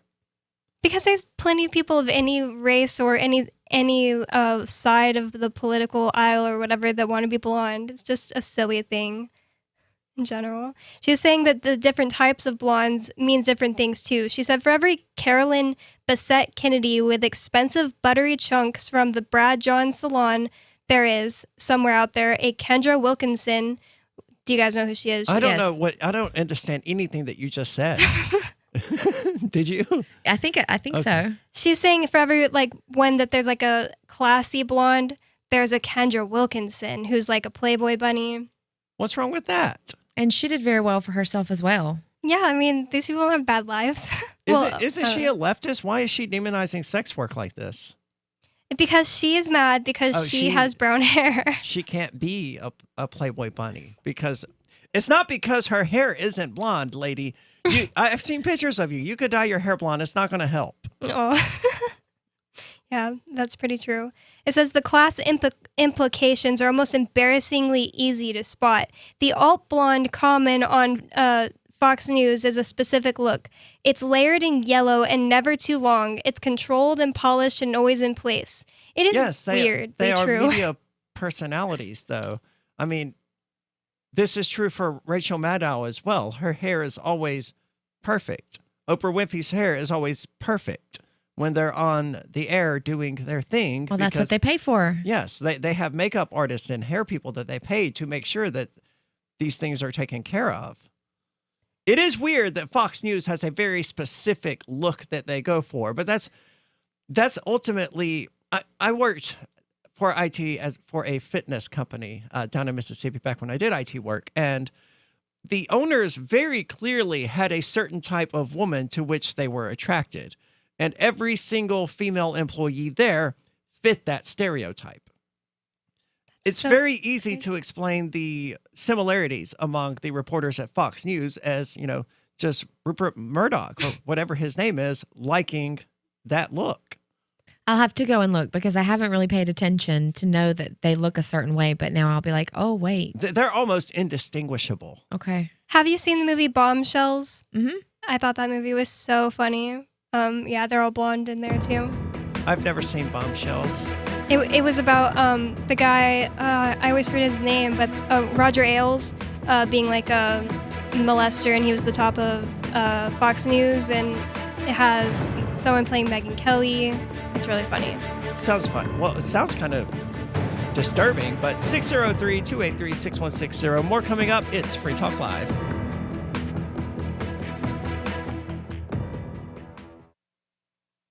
Tired of cancel culture? Sick of mega tech corporations holding an axe over your head? Join the LRN.FM Matrix chat server. It's self-hosted, so no one else can tell us what to do or say. Don't like the existing channels? You can make your own. You can even connect into some of our channels from other Matrix servers. It's federated. For the full LRN.FM Matrix experience, though, you should join our server via the step-by-step instructions at chat.lrn.fm. Chat.lrn.fm. Do you feel like your nation, state, or community no longer holds your values? Have you dreamt of a place where people agree that liberty is important and are free to pursue their projects so long as they respect the property of others? There are many people just like you that are discovering freeprivatecities.com. Their social media links are at the upper right of the page at freeprivatecities.com. All skill levels will be needed when the first of the Free Private Cities opens. It's sooner than you think. Stop arguing and build. freeprivatecities.com. What if the United States and the Soviet Union had fought on land, sea, air, and the astral plane, struggled for dominion across parallel dimensions or on the surface of the moon? What wonders would have been unveiled? What terrors would have haunted mankind from those dark and dismal dimensions? Come closer, peer through a glass darkly, and discover the horrifying alternative visions of World War III from some of today's greatest minds in science fiction, fantasy, and horror. Weird World War III. Available now from Baen Books at baenbooks.com. Are you tired of governments murdering people around the world? Stop using their money. There is an alternative. Bitcoin is a stateless, free market, non-political currency. Bitcoin cannot be inflated or controlled by any government. By using their money, you are helping the state. You have an incredible alternative available now. Learn it, use it, spread it. Get started with Bitcoin at bitcoin.com. That's bitcoin.com. This is Michael Dean from the Freedom Fiends. I've run websites since 1996 and have used over a dozen web hosts in that time. AgristHosting.com is the only one that hasn't broken my heart. Agrist Hosting's uptime and service is stellar, and their DDoS mitigation is the best I've seen. That's important because if you tell the truth in this world, you'll ruffle feathers. And some people will try dirty tricks to silence your voice. No matter what the haters hit us with, Agrist Hosting keeps our websites online. If you have a mission-critical commercial presence or a world-changing activism site, you cannot tolerate any skullduggery. So go with agristhosting.com. Have a WordPress or blog site, but you're not satisfied with performance or uptime? Or just want raw hosting? Want to pay with Bitcoin? Agrist Hosting specializes in high-performance hosting with personalized service. Go to agristhosting.com and click on the button that says Get Hosted. That's agristhosting.com. Some of you asked, and now we've delivered. LRN.FM's live Keene, New Hampshire studio shows are now streamed in HD on Twitch. Visit our channel at twitch.lrn.fm and give it a follow. If you have Amazon Prime, you get one free subscription on Twitch. If you use it on our channel, Twitch will give LRN.FM a monthly piece of your Prime subscription cost. So please watch, follow, share, and subscribe to twitch.lrn.fm. That's twitch.lrn.fm. Bitcoin.com has launched a trading platform at local.bitcoin.com, allowing you to buy or sell Bitcoin Cash via dozens of payment methods like PayPal, Venmo, bank deposit, remittances, or meeting in person with cash. There are no ID requirements to sign up for and use the site, and all communications between buyers and sellers are encrypted. Finally, a global trading platform that respects your privacy. Visit local.bitcoin.com to get started trading Bitcoin Cash. local.bitcoin.com. Yep, we still do email. Drop your email address in the entry box at freetalklive.com, and you'll be kept in the loop with Free Talk Live.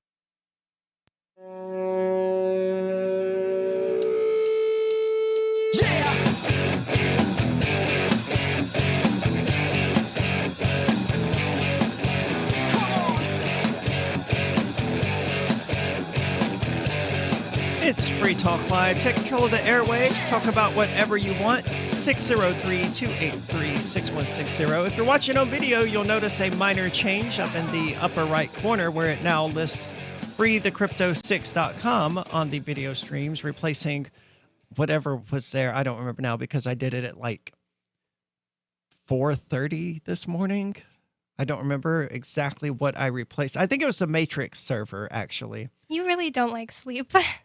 I've got too much to do to sleep. But no, I do, in general, hate sleep, even before I was as busy as I currently am, because it takes me away from being productive. And I would much rather be productive than not productive. And being asleep is like the definition of not productive. Now, do you think that if you were more rested, that you would be sharper or quicker, or that you would be better at being as productive? Because you're great at being productive, but do you think that it could benefit you? It would. Wednesdays are the worst days, really. I'm not going to be productive when I leave here tonight. I'm going to go home and do nothing. But that's because my Wednesdays start at like 8:30 in the morning, and that's unusual. What time did your Tuesday end? My Tuesday ended this time about 4:30. So when you finish that, you're like, oh, I got to get a few hours sleep. It was somewhere around 4:30 or 5. I don't know the exact time. But that's only because I have to work at my other job on day shift on Wednesdays. And that's normally not the case. I can normally sleep until 1 or 2 in the afternoon and get plenty of rest while other people are out there being productive and doing whatever the hell it is normal people do at 9 in the morning. I'm sleeping because I'm up at 4:30 in the morning being otherwise productive. Yes, when I'm sleeping, you're awake. Yes. I would rather not sleep at all, but they don't have a pill for that. Well, they do, but it makes you go crazy. So. Wait, they do have a pill that makes you not sleep? Well, oh, well, not there really. could be a pill. I was referring to like meth or something. I was getting ready to say something that's not a pill. Yeah. But even just like without a drug, if you don't sleep, you go crazy. It happened to Ian. Yeah, it did happen to Ian, but that was related to... How long did he stay awake? For like 4 days. On purpose? Yeah, because... Well, not really. That was related to LSD. Okay. And I was like, wait a minute. But it was on purpose because he was like, he had this revelation that he didn't need sleep. And that time wasn't real, standing there naked at the top of the stairs, declaring that time is not real. And how long did he sleep when he fell asleep? I don't know. I don't know. I would never know it was so bad that Mark paid the college kids who were living like down the street $100 to just take Ian off of his hands. Oh, wow. It was like, hey, just let him stay here for a few days and let him. That's great. Oh my God. Didn't he get committed because of that? I don't remember how it all ended. But Did the college kids have something to do with the commitment? Yeah, I think he got committed briefly. Speaking of LSD, though, you have an interesting story about a CEO who was using LSD to coincidentally boost his productivity and who has now been fired for doing so. But before we get into that, let's go to the phones. We've got Bobby calling from Florida. Bobby, you're on Free Talk Live.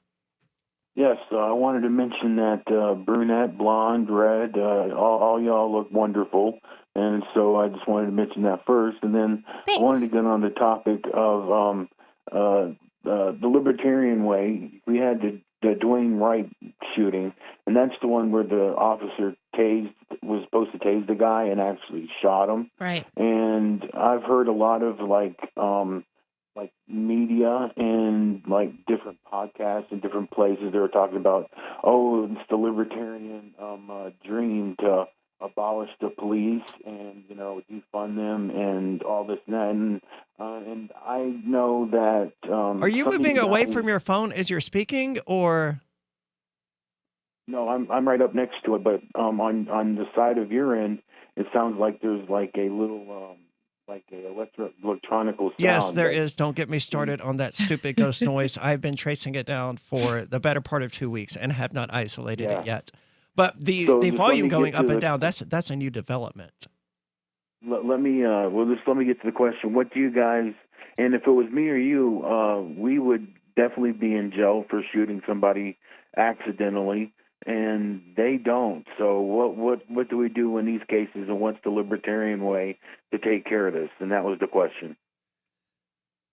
The libertarian way would be to have the ideal way to take care of this would be to not have a police force going around tasing and shooting people. Just like we don't need a fire department going around patrolling.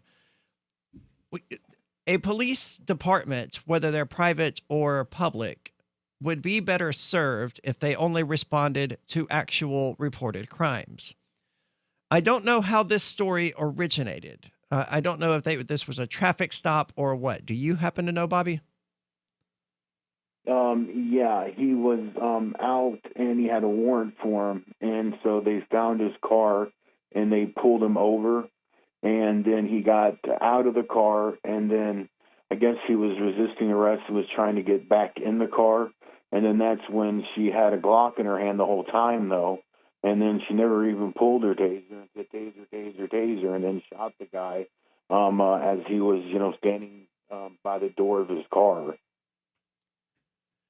Yeah, it's a horrific story, and I mean, people want a quick soundbite type answer to these sorts of questions, and I really wish I could give one. But there's the libertarian ideology in regard to the police department. It encompasses a broad view of things. I mean, it can't be condensed down to a 3-minute audio clip, unfortunately, and that's why more people aren't drawn to the liberty movements, because we can't sell our ideas that way. People don't want to listen to.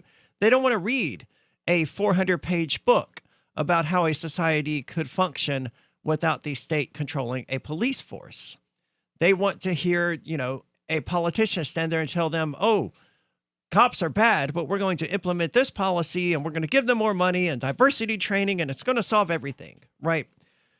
So I don't know that I actually can answer your question about how a libertarian society could handle this, because first of all, you have to go back to the point that the vast majority of these things that people are being incarcerated for and killed over and arrested over shouldn't be crimes in the first place, because we shouldn't have a state there telling people, hey, you can't use this organic substance, or you can't drive without a driver's license, or you can't sell this thing to people. Whatever the case may be, the vast majority of these things shouldn't be laws in the first place, or shouldn't be crimes in the first place.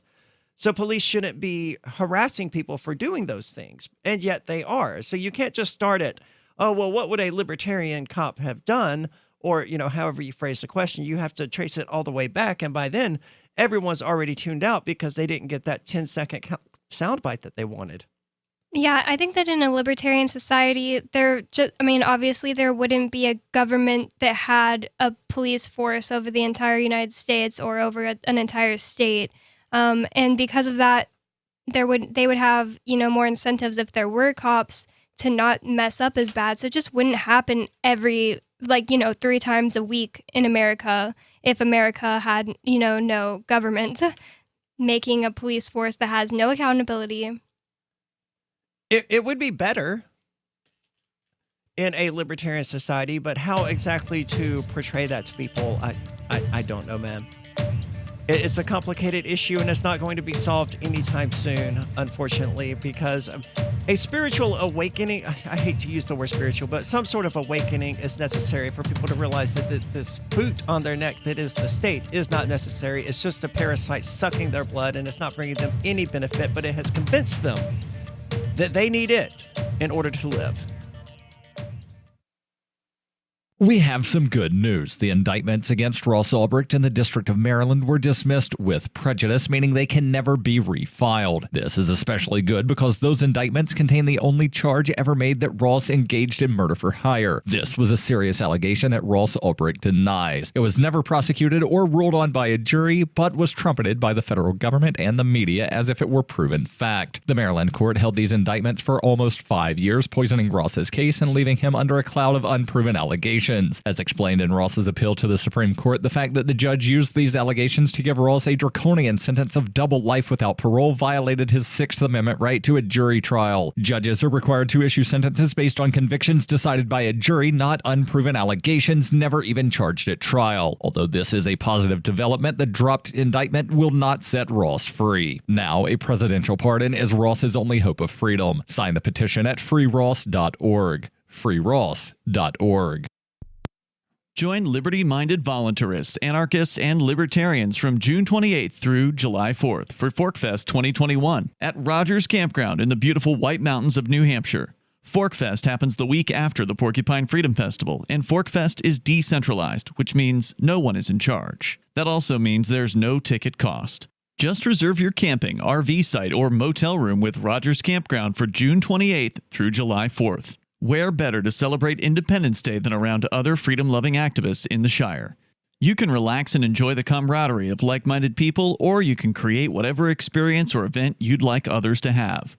If you're planning an event for ForkFest, be sure to let others know in advance. You can connect with fellow ForkFesters via the unofficial Telegram chat or the ForkFest forum. Links to those are on the unofficial website, forkfest.party. Mark your calendar for June 28th through July 4th, 2021. We'll see you at forkfest.party. Is oral health important to you? If you don't like your own teeth, fresh breath, or kissing people, then by all means stop listening. Several years ago, I met Jessica Armand, founder and CEO of My Magic Mud, and I became passionate about the product that she created and never want to live without it. It's clinically proven to whiten teeth, but I find it does much more. They want you to love My Magic Mud as much as I do, so they're giving you a money-back guarantee plus 20% off. Go to mymagicmud.com and use coupon code FTL20 at checkout. mymagicmud.com, FTL20. So you've heard all 3 hours of the latest episode of Free Talk Live, and you're still hungry for liberty-oriented audio content? Did you know that we have another 24/7 audio stream at LRN.FM? The Liberty Radio Network airs the latest episodes of some of the best liberty-oriented podcasts on the internet around the clock. In addition to recorded content, you'll also hear live shows like Free Talk Live, originating from our Keene, New Hampshire studio. So listen anytime at LRN.FM. That's LRN.FM. Over 60% of employers are now checking online amateur pornography of potential job candidates. Is it fair to base hiring decisions on an applicant's online porn? Now, this is not fair at all. For instance, if there's a red tube video of my girlfriend slapping me and choking me and riding me, that shouldn't be an indication that I'm going to lack leadership in a work situation. Yeah, but Duncan, it's going to be hard to convince an employer who's masturbating to that video otherwise. Exactly. My potential employer might see all those videos of my husband tying me up and having his way with me. And then they're going to think that I'm not going to be assertive enough for the job. I mean, if you don't want to jeopardize the content of your porn, you can always shoot from the eyes down. Oh, but that's not the same if you cover the eyes. That's where the innocence is. So am I supposed to leave an orgy just because someone shows up with a camera? No one's saying you should leave an orgy. Right. So it's more complicated. So now, if I go to a party, I wear something like this in case that situation comes up again. I like that. I actually shoot my porn in sepia tone and make it look old-timey, so if people see it, they'll think it's my grandfather and not me. This is the Onion News Network. Got Telegram? You can follow our channel there and discuss show prep with other listeners at telegram.freetalklive.com.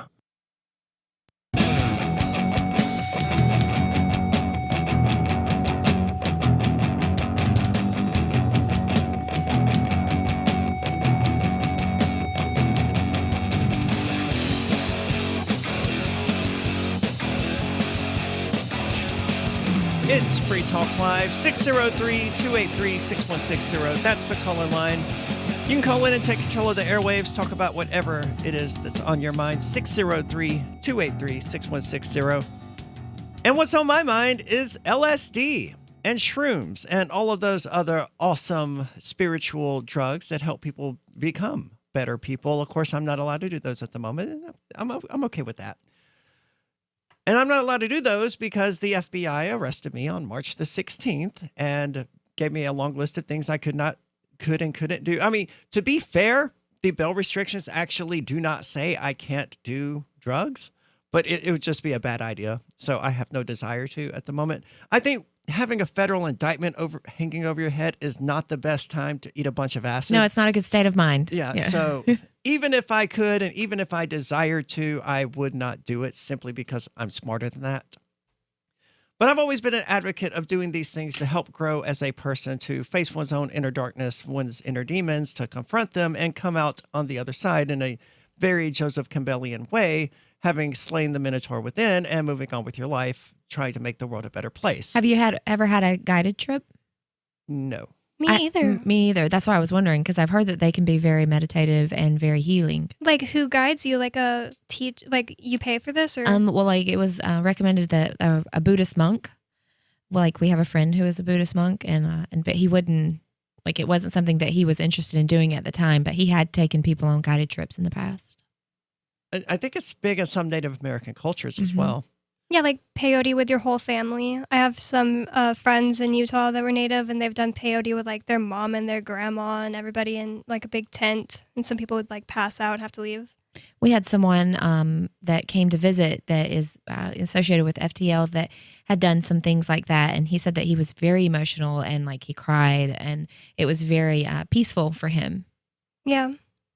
They are positive things when used correctly. And it seems that at least one CEO of a company was aware of this and was using LSD, microdosing LSD, I believe, to boost his creativity. And I don't know for those who aren't aware, but microdosing, especially in the science community, is huge. Just about every physicist and chemist out there that you're going to run into, I don't know about just about, but a large percentage of them are microdosing LSD probably every day. Now, I am curious, what would be considered a microdose of LSD? It would vary from person to person. Okay.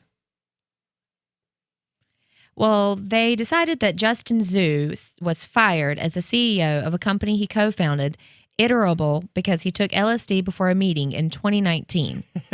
I just feel like, who cares? Like, if he was doing a good job, if it was like making him, color on the walls and stuff like that, I could understand. But if he was doing a good job, then that's not a reason to fire someone. So presumably shareholders fired him?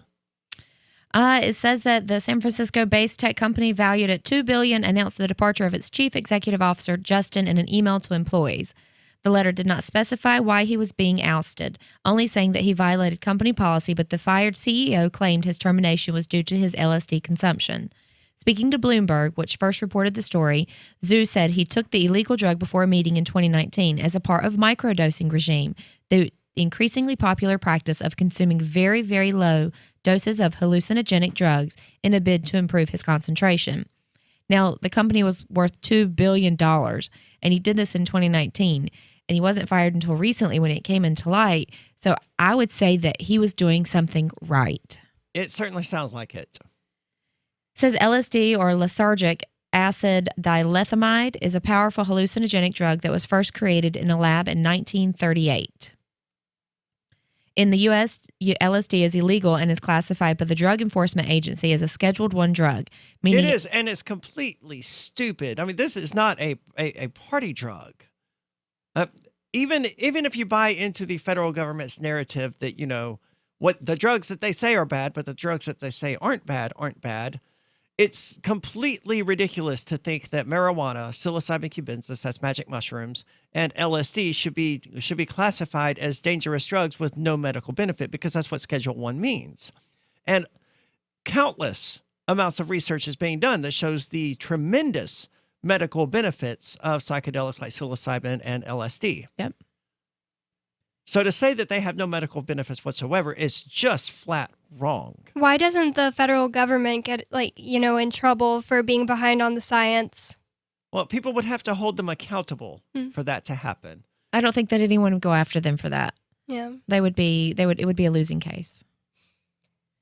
Zhu, a Twitter alum, co-founded Iterable with Andrew Bonney, previously of Google, in 2013. So he co-founded. He co-founded it. Was he microdosing at the time that he co-founded it? It doesn't say. It just says the only time he microdosed was in 2019 when he was trying to increase his focus. Okay. The company, which provides marketing solutions for businesses, has rapidly expanded, and its roster of clients currently includes such well-known brands as DoorDash, Zillow, and Basics. In the wake of Zoo's dismissal, the company's board replaced him with Bonnie as CEO, the other co-founder. Bonnie wrote in his missive to staff that Zoo's behavior not only violated Iterable's policies and values, but also undermined the board's confidence in Justin's ability to lead the company going forward. At the same time, Bonnie praised... Psychedelics inspire fear in those who have never tried them. That's exactly right, because they're afraid of the unknown. Yep. It said at the same time, Bonnie praised the new former colleague as a world-class innovator and creative thinker. Well, that's because he was microdosing and it opened up things that you don't see. If he was good at all at his job, like, this just seems like either somebody didn't like him or somebody just really doesn't understand drugs. Well, I imagine that your average shareholder, your average person who's attending these sorts of shareholder meetings or whatever, is going to be a 50, 60-year-old conservative white dude who's probably going to be a little bit upset to know that the CEO of a company that they're invested in is doing LSD on the job. But, I mean, I wouldn't have an issue with it. I'd be more inclined to invest in the company if I knew that the CEO was regularly microdosing. I'm like, this guy's going places. You'd be like, they're going to explode. And they are, $2 billion. I would be stunned to find that Elon Musk isn't microdosing. Yeah, I mean, he's dating Grimes. Didn't he smoke herb on the Joe Rogan show? He did. Wasn't that him? And there was like a big stink about it at some time? Well, yeah, because his company fires people if they fail drug tests for marijuana. Right. Oh, really? That's I mean, what's the word? Hypocritical? Yes, Elon Musk is the epitome of hypocrisy. I have seen he is. He's so a many disgusting human being. Really? Okay, I was going to say, I've seen so many like hot takes on Elon Musk, and I just have no opinion on him, but I have never, ever liked Grimes. Like, since she first came out and nobody knew who she was, my sister liked her, and I was like, I can't listen to this, and she's just not cute. I don't like her. And now she's getting so big, especially in like the pop community that like I'm like really into, and I just don't like her. Did you say that Elon Musk was dating Grimes? Yeah, he has a baby with her. I didn't catch that part. Oh, sorry. I thought that was. Did I not say that? My bad. I think you did, but it dating. was like just a nonchalant. Yeah. They have a baby, and they named him like XYZ354. Yeah, they named it something completely stupid. And what are they going to call it? Like, what do they call it? Not XYZ X. But it starts with an X, or maybe it starts with an X. Is the only thing that I remember. It's like a series of random symbols and characters. It's like a Wi-Fi password. Yeah, it's a stupid name to name a person. Maybe there's too much microdosing. He may very well have been microdosing or tripping hard when he came up with that name. Yes, I have it. You know, one thing I really don't like about her, she has a song called We Appreciate Power, and I don't like people who are obsessed with power, and, you know, she's dating Elon Musk. It just smells like they're probably not good people. I don't remember. Is she blonde? No, she's brunette. She's from Canada. I don't remember now what Elon Musk started. We talked about it recently. I didn't know that he ever started anything. I thought he just started out as a welfare. Is he the whore owner at of government. Tesla? He is now, but he started out somewhere else. Okay. And I don't remember what company it was. I wish I did. Maybe a caller out there knows. Like working? 603-283-6160. No, he founded a very successful company. Was it Square? I don't know. I'm going to go. No, it was PayPal. Really? He was the one who started PayPal. Yes. Wow. Is he still in with PayPal? I don't believe so. Oh. Smart guy. Yeah. 603-283-6160. That's the call line. You can take control of the airwaves. We're going to talk more about LSD and this poor CEO who was fired despite, evidently, being relatively successful. This is Free Talk Live.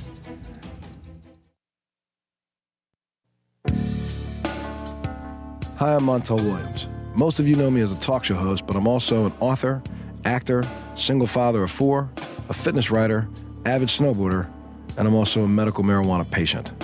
Like many of the million people who are living with multiple sclerosis, I'm in pain every single day. And sometimes my nerves are so raw that if you brushed up against me in an elevator, I'd scream. I can't sleep at night from the pain, and sometimes the spasms in my legs are so intense they will wake me up throughout the night. I've tried the strongest prescription medications available, and I'm gonna tell you, they do not work. In fact, they leave me in a stupor, and most of the time, it's impossible to even live your life. Now, I've tried medical marijuana, and I'm gonna tell you something, it works. If you'd like more information about medical marijuana, you can contact the Marijuana Policy Project at mpp.org or call 1-877 Join MPP. There are basically two types of advertising, direct response and branding. Radio's great for direct response with its low cost to listener ratio, but audio can't be beat for branding, which is a longer term endeavor. You want to be the first thing that someone thinks of when they think about your product or service. If you have a local business that you want kept top of mind in your community, call the station. If you need national reach, Free Talk Live's got around 200 radio stations, millions of monthly listening sessions, can suit all budgets, and if we don't think we're right for you, we'll tell you.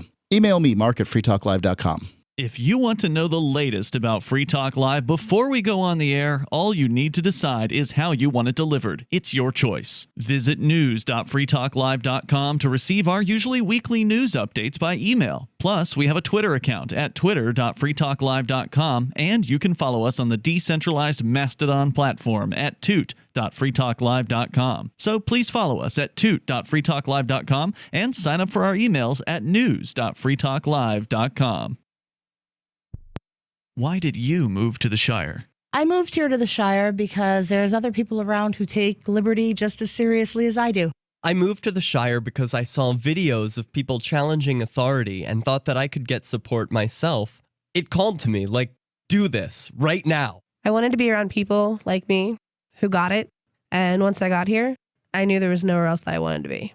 I've always wanted to change the world. So I moved to the Shire to join people who were actually working towards doing the same thing. The people here are awesome, loving, and positive. It was for the adventure and for the feeling of something important is happening here. And I just wanted to come to sort of be part of that. Visit shiresociety.com to read and sign the Shire Society Declaration and learn the reasons why, if you love liberty, you should immigrate to the Shire. Plus, connect with others via the forum at shiresociety.com. That's shiresociety.com.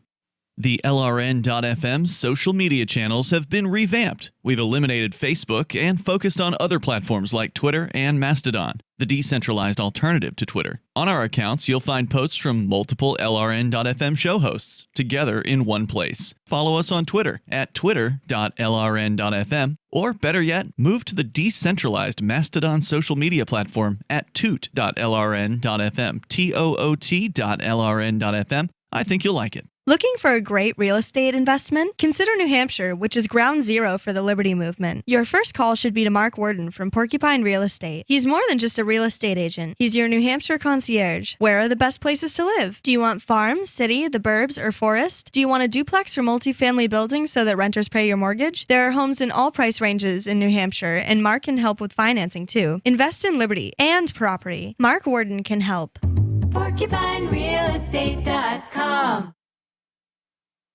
Do you appreciate what we do? Help us advertise, market, and promote for just $5 a month at amp.freetalklive.com.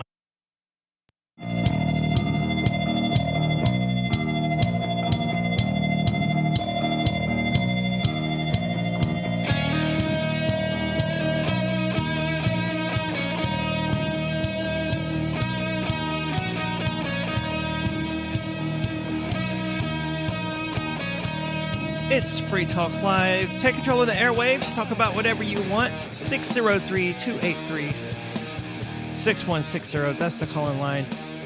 Lately, I've been spacing on that number for some reason. There have been so many times when sitting here, I just almost gave right up. there. Yeah. Well, I don't look at it because I have it memorized, but I just come so close on so many occasions to spitting my cell phone number out on the air.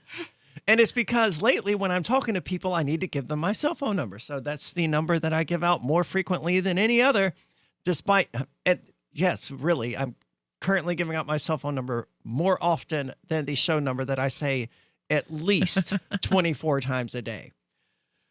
So anyway, it's Free Talk Live with Aria, Angie, and Bonnie. And you brought in a story about how vaccinated people are ticking time bombs. Walking biological time bombs and a threat to society. It is from Foreign Affairs Intelligence Council.com. I have never heard of that website. I had not either until I read this article. It says people who are ignorant enough to be injected with an experimental vaccine that accelerates the generation of highly contagious super strains in their own bodies are walking biological time bombs and a threat to society. The globalists know this. Consistent with their goals of global mass extermination, they are giving the most dangerous and most contagious people vaccine passports so they can freely roam across society, spreading their super strain viruses far and wide.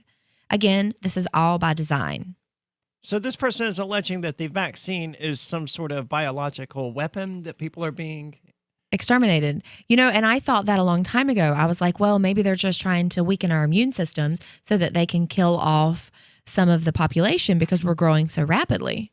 Well, regular vaccines, the sleeve on them will say you have to quarantine yourself for 15 days after getting a vaccine. And nobody ever is told this. Nobody ever does this because... With the COVID? Oh, no, With regular just any. vaccines. And that's what I'm always freaked out about. I'm like, I don't know what little kids around me just got their vaccines. And they're like just shedding because you shed for 15 days. That's why you're supposed to quarantine. They're just shedding measles around me or whatever. Like, that freaks me out more than people who just, were never exposed to measles, never needed to be vaccinated for it. But, I'm not an anti-vaxxer. What I get is that parents are like, oh, so-and-so is, they've got a fever and they're not feeling well, but they had their vaccines today. If you know that your child is going to have a reaction to something that they're going to get poked with and put into their body, why would you take them to get it in the first place? Yep. Well, the long-term benefits may outweigh the short-term benefits. I'm not saying that there isn't a case where a vaccine is good. If you have a reason to believe that, pneumonia is going to kill you, it stands to reason that you would want the pneumonia vaccine. Is there one? Yes. But we have immune systems, and I am a strong believer. A 78-year-old woman would probably be better off with a pneumonia vaccine than trusting her immune system to still be able to fight it off. I'm sure there are cases when, you're 78 or you have just like something already messed up with your lungs and you can't fight off pneumonia by yourself where you should get a vaccine. I think every single person across the board at, from birth until they're like 5 years old getting like 50 shots is crazy. Oh, it's a lot more than 50. Oh, really? Yeah. Wow. I don't know how many it is, but it's certainly a lot. And the thing is, the nurses, they don't know like anything about these shots. They just know, oh, so you're 12 and a half weeks, you get this shot. They know the schedule. They don't know anything else about it. And I read, I was just like a headline somewhere that the average 35-year-old has less vaccines in their life than the average 2-year-old. Oh my God. Wow. Can you imagine how many? I mean, I'll be 40 soon. Like I got vaccines when I was younger, and that means 2-year-olds have had way more than I will ever have. That's a scary number. Yep. But what we're talking about here isn't even a vaccine. It's gene therapy. It's experimental gene therapy. Do we know if they shed? Because like it's not a normal vaccine, and most people don't even know that it's not a normal vaccine. So I would imagine with COVID-19 being in the headlines as it is, if there was any risk that a person who got the vaccine could transmit it to others, they would have to quarantine after getting it. But they still make them wear a mask. Yes, they do. Which makes no sense. It's completely stupid. And have you heard about the like women giving each other messed up periods after they get vaccinated? Like a woman who isn't vaccinated can live with a woman who is vaccinated. Then all of a sudden she's been bleeding for three weeks. Or like, some women have been claiming that in the middle of their birth control pack, well, you have like 3 weeks that have different colors and those have hormones in them and they keep you from having a period. Then the last week is sugar pills and makes you have a period. I have never, ever in the like 3 years I've been on birth control had a period in the not sugar pill week. And women have been saying like my body just doesn't care and is just bleeding through all of them. And that like doesn't happen. Like it's like clockwork when you're on birth control. It is. Yep. And you're supposed to take them at the same time every day. Yep. Is this supposed to be a result of women living together where one of them got the COVID-19 vaccine? That's the idea right now. It's so new, it's just so many people just like on the internet or, reporters asking people have been saying like, I didn't get vaccinated, my roommate did, and now my period is painful, more blood than ever, and going on for like way too long. I haven't heard anything about that, but I'm not watching Reddit and stuff like that, so. Yeah, I always see that on Twitter. It says the safest people are those who have strong innate immune systems and have already built up antibodies against the coronavirus without needing any medical intervention. This is easily accomplished in most people with the help of vitamin D, zinc, nutrition, restful sleep, and avoidance of toxic foods and medications. Yet the entire science industry refuses to recognize any role whatsoever for innate immunity, and antibodies that individuals create on their own are not recognized as serving any function whatsoever. It's certainly bizarre to me that the scientific community, the science crowd, this is settled science people are so uninterested in the survival rates and the likelihood of long-term damage rates. I mean, it's killing a very small percentage of the population. I realize it's tragic that people's great-grandparents are dying as a result of COVID-19. But if you look at things realistically, they were going to die in the next few years anyway, or they could have died of the flu this year instead of COVID-19. We just don't know. But let's face it, if you're trying to remodel the entire world off the fact that your 82-year-old grandfather died, then your perspective on things is just completely out of whack. Yeah, my grandma in her 70s said to my aunt, my aunt had COVID and so did one of her kids. My grandma was like, when am I going to get to see the kids again? And my aunt was all like, I don't know, maybe 2028. It's going to be a long time until I'm comfortable again. And my grandma just literally said, I'd rather die from COVID than not see my grandkids for that long. I imagine that's how most grandparents would feel. But that aside, you're probably not likely to kill your grandparents in the first place, because I think the average death age was like 80-something. It certainly wasn't affecting 70-year-olds. Or, I mean, it was, but not as significantly. It's insane that we've done all of this for a disease that several Free Talk Live hosts have had. We've been bashing this nonsense, saying it's overblown from the beginning. Then suddenly, more than a year later of no social distancing, most of us not wearing masks ever, some of us partying more than ever. I've been more social during 2020 than I've been at any other time in my life. And yet it took a year for any of us to get COVID-19. And once we did, Captain was sick for a few weeks. Mark was sick for about a week. I was sick for about a day. I still can't taste anything, and that's annoying as hell. Wow. But I'm totally fine. Otherwise, people are like, oh, it was just long-term lung damage. You'll never be able to breathe the same again. What are you people talking about? I don't care about lung damage at this point. I just want to be able to taste my food again. But even then, the long-term consequences, those were the ones being pointed to when we first pointed out that, the mortality rate of this is extremely low. They're like, yes, you may not die, but you will experience permanent lung damage and you'll never be able to breathe quite the same again. I'm a smoker, so my breathing kind of sucks anyway, and I'm not having any issues. Why are you healthy 23-year-olds freaking out about this thing? It's fine. Take it from someone who has had it. You'll be fine. I had it, and I will say one thing that I've ever noticed at all is so much stuff smells like something that everybody else disagrees with me now. And I used to brag that I have a really good sense of smell, and now I'm always just always smelling garlic. I'm always just does my house smell like garlic?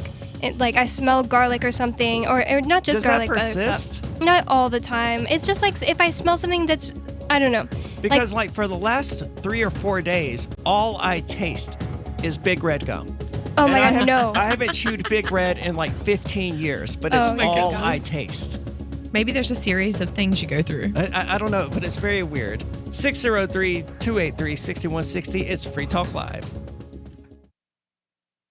There are lots of ways to listen to Free Talk Live. Our podcast has been around since podcasts began, and now the FTL feed is loaded with content besides our full show archives. Did you know that we make it easy for you to customize your podcast subscriptions? We have different feeds, one that includes only our full shows, one with just the Daily Digest, and our main feed that includes everything. You decide what you listen to. It's quick and easy to customize your feeds at feeds.freetalklive.com. That's feeds.freetalklive.com.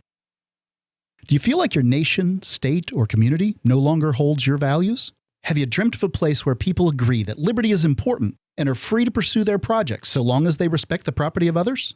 There are many people just like you that are discovering freeprivatecities.com. Their social media links are at the upper right of the page at freeprivatecities.com. All skill levels will be needed when the first of the Free Private Cities opens. It's sooner than you think. Stop arguing and build. freeprivatecities.com. Are you tired of governments murdering people around the world? Stop using their money. There is an alternative. Bitcoin is a stateless free market non-political currency. Bitcoin cannot be inflated or controlled by any government. By using their money, you are helping the state. Stop doing it. You have an incredible alternative available now. Learn it, use it, spread it. Get started with Bitcoin at bitcoin.com. That's bitcoin.com. What if you want to hear the latest episode of Free Talk Live, but all you have is your phone, you forgot to download our archive, and you have no data connection? You can call our Listen line at 641-793-0191. That's a long-distance number, so you may incur charges. If not, listen as long as you want. 641-793-0191. The Free Talk Live Listen line, 641-793-0191. You're listening to the live edition of Free Talk Live. Hour number 3 is next after the news here on the Liberty Radio Network at LRN.FM. Making the pitch. I'm Lisa Lacera, Fox News. President Biden will ask lawmakers to back a robust new spending plan in his first address to a joint session of Congress. President Biden says America is on the move again, turning setback into strength. In excerpts released by the White House, President Biden makes a pitch for the American Jobs Plan, a $2 trillion infrastructure measure. He's also expected to propose nearly $2 trillion in spending for universal pre-K, paid family leave, and 2 years of tuition-free community college. South Carolina Senator Tim Scott will deliver the Republican response, saying the best future won't come from Washington's schemes or socialist dreams. On Capitol Hill, Jared Halpern, Fox News. Fox News Radio's coverage of President Biden's address to a joint session of Congress begins at 8:30 p.m. Eastern. Listen on the Fox News app. New charges filed against the men already charged in a plot to kidnap Michigan Governor Gretchen Whitmer. The new charges are in reference to an apparent plan to blow up a bridge near the governor's second home to prevent a rescue. Barry Croft Jr., Adam Fox, and Daniel Harris all now face a charge of possessing a weapon of mass destruction. Additionally, Croft and Harris are charged with having an unregistered rifle. They and 3 other men were arrested last October.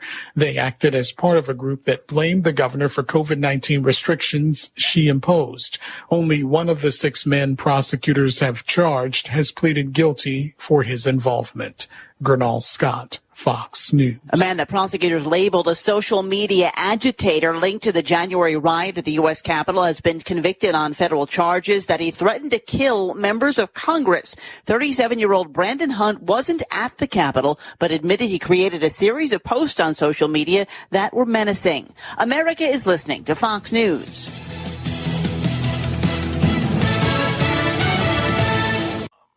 Did you know Lantern Towers served as both a lighthouse and a prison? You would if you watched the series Besieged Fortresses on CuriosityStream. Launched by the creator of Discovery Channel, CuriosityStream is the opposite of mindless TV. This is nonfiction entertainment created by award-winning filmmakers, available on any device. Satisfy your curiosity for less than $2 a month at curiositystream.com/Fox. That's curiositystream.com/Fox.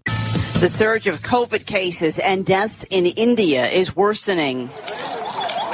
Indian crematoriums are struggling to keep up with demand as the country's coronavirus outbreak surges. Cremation area, we searched 2 or 3, but there are no space. Then finally we came here.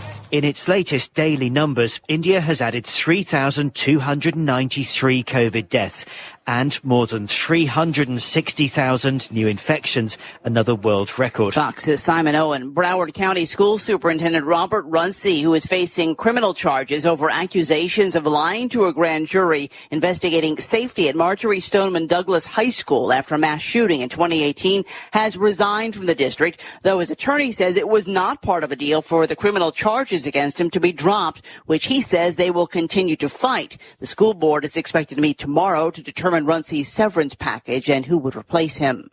Olympics organizers finalizing plans on how to have a safe games during the pandemic. Athletes who participate in the coming Summer Olympics in Tokyo, Japan will get tested for COVID-19 every day while in Tokyo. Initial plans had called for athletes to get tested every 4 days while at the Olympics. Additionally, all participants will need to pass 2 COVID tests before they arrive in Tokyo. Opening ceremony scheduled for July 23rd. It's still unknown how many spectators will be allowed into events. The head of the Tokyo Organizing Committee, Seiko Hashimoto, said today, safety and security is the priority in order to. I'm grateful to have heard from some of our satellite listeners recently. I appreciate knowing that people are out there who like what we do and are willing to support it financially. LRN.FM's free-to-air satellite feeds blanket most of 2 continents.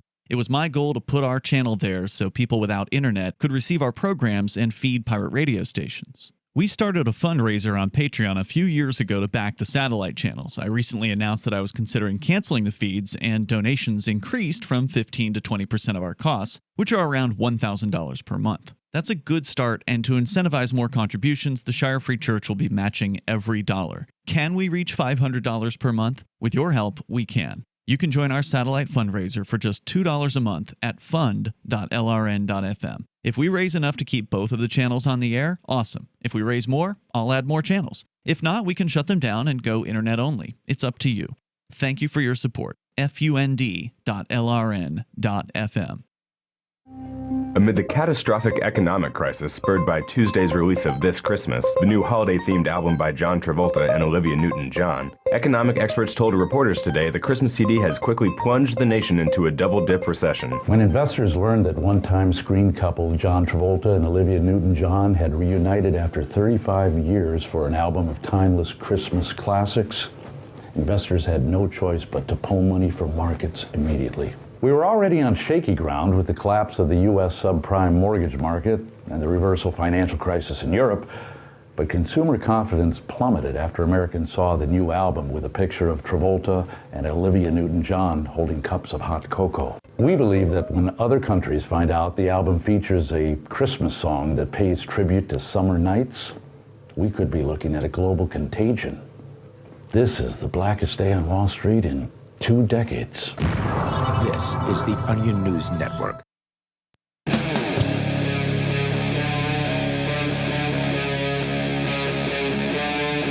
Free Talk Live.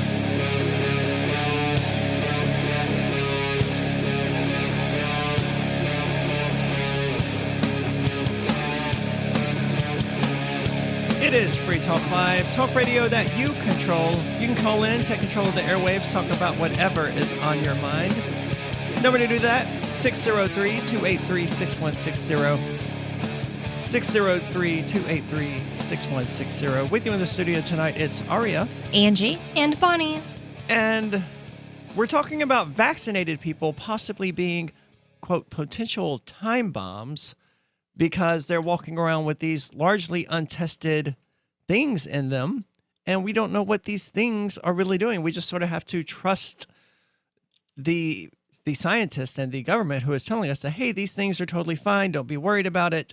I kind of have a hard time trusting the government in the first place, but I've never been a fan of these grand, huge social experiments that humans seem to undertake sometimes without giving any thought whatsoever to the possible ramifications of them, such as, pumping chickens and cows and stuff full of hormones, not having any idea what sort of impact that was going to have in the long term, and not to mention the antibiotics. And now we have a much better idea 40 years later. Keep in mind that this whole notion of pumping cattle and poultry full of hormones and antibiotics was totally backed by science. It was, this is the way to go. This is going to keep everyone safe.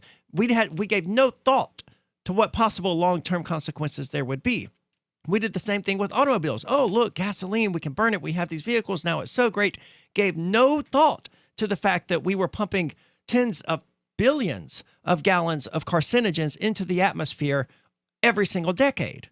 And we're looking now going, why is the cancer rate going up? Well, gee, I don't know. Maybe it's the carcinogens we're pumping into the atmosphere constantly. But somebody's pockets were getting fat, so they didn't really care. Yeah, and we have the same thing here, which, oh, this is totally backed by science. It's a great idea. Everything's going to be fine. What long-term consequences could this have? We don't know. I'm not saying they're destined to be bad, but we have no idea what long-term consequences they could have. And just because of that, it's crazy and scary to me that so many people just lined right up and signed up. Like, I thought that there would be a lot more resistance. Like, hey, we need testing before we decide to do this. But no, people were really that scared of a cold. So it's funny that you say that because I was shopping in our local grocery store, Hannaford, and I had my 3-year-old with me, and we don't wear masks. And this older man, he had long gray hair. It was kind of slicked back.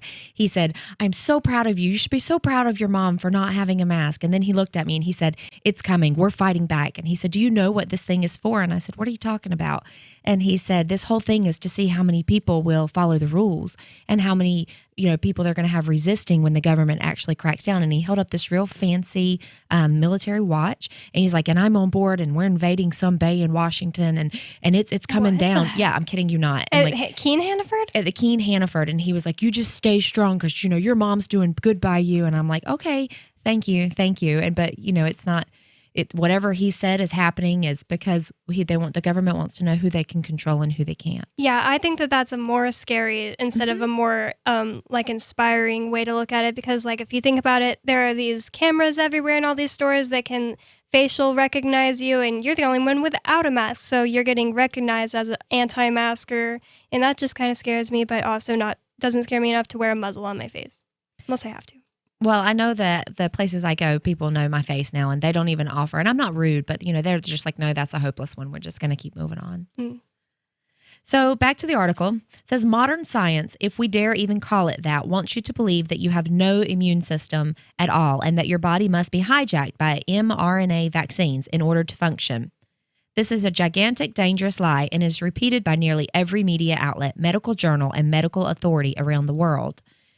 If it's the vaccinated people that are the most dangerous to society and the most likely to infect others with the super strains, which are already demonstrating complete immunity to existing vaccines. The vaccines, in other words, have already been rendered largely obsolete. It's only the innate human immune system that can handle the rapid mutations and defeat them in a few hours rather than waiting for the 10+ months for the vaccine industry to roll out another COVID booster shot. Do they already have boosters?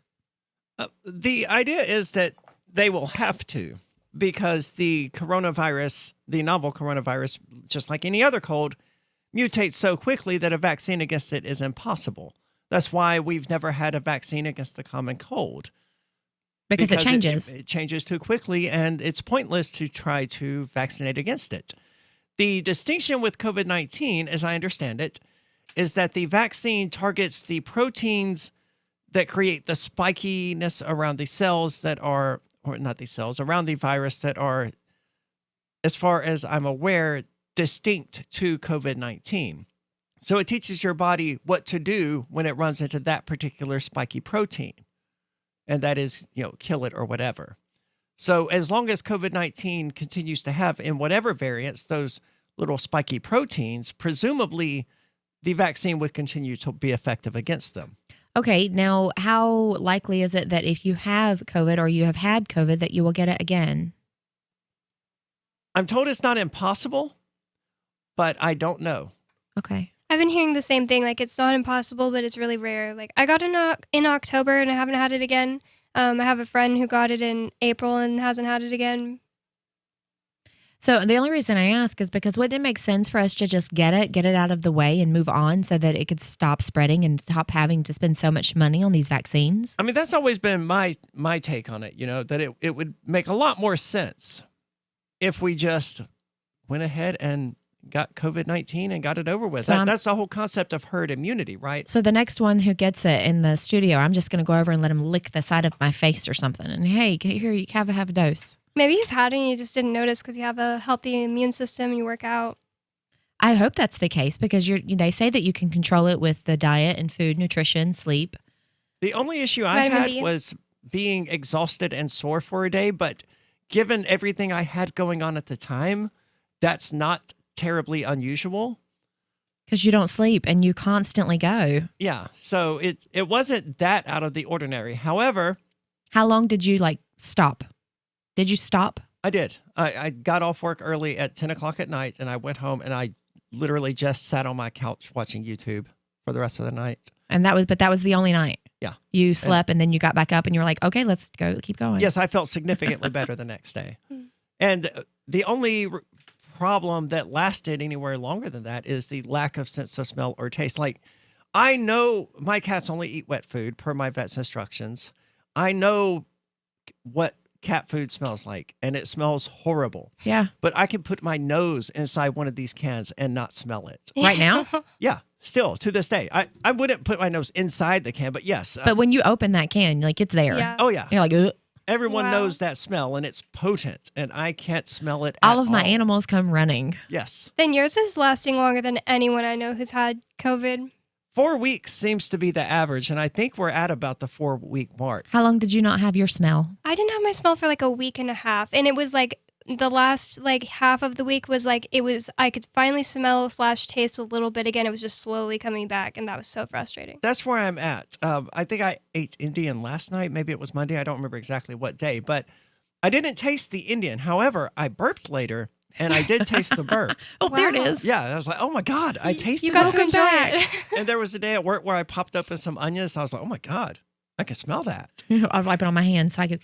Yeah, but it's so rare. It's like, and it's not like my sense of smell is slowly coming back. It's just like, just suddenly it'll be there, and then it won't be again. Well, so far, I have yet to be able to taste anything again while eating, and that's the part that really sucks because it drives my appetite just way down.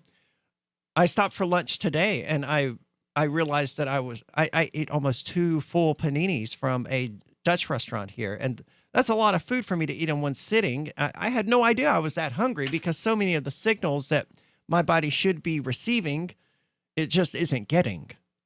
Is your stomach still growling, like things like that? I'm starving right now. I'm aware right now that I'm hungry, but I wasn't earlier. Yeah. And apparently I was freaking starving. So it's all a very weird thing. And I think that's going to go away when I can taste food again. But I have the same issue with cigarettes where I want another cigarette right now simply because I don't smell or taste the cigarette that I just smoked. No. Oh my God, that's bad. And I can't feel it for some reason. You know, you can feel the cigarette smoke, but I can't. Wow. So I never feel like I actually smoked a cigarette. 603-283-6160. More coming up. It's Free Talk Live.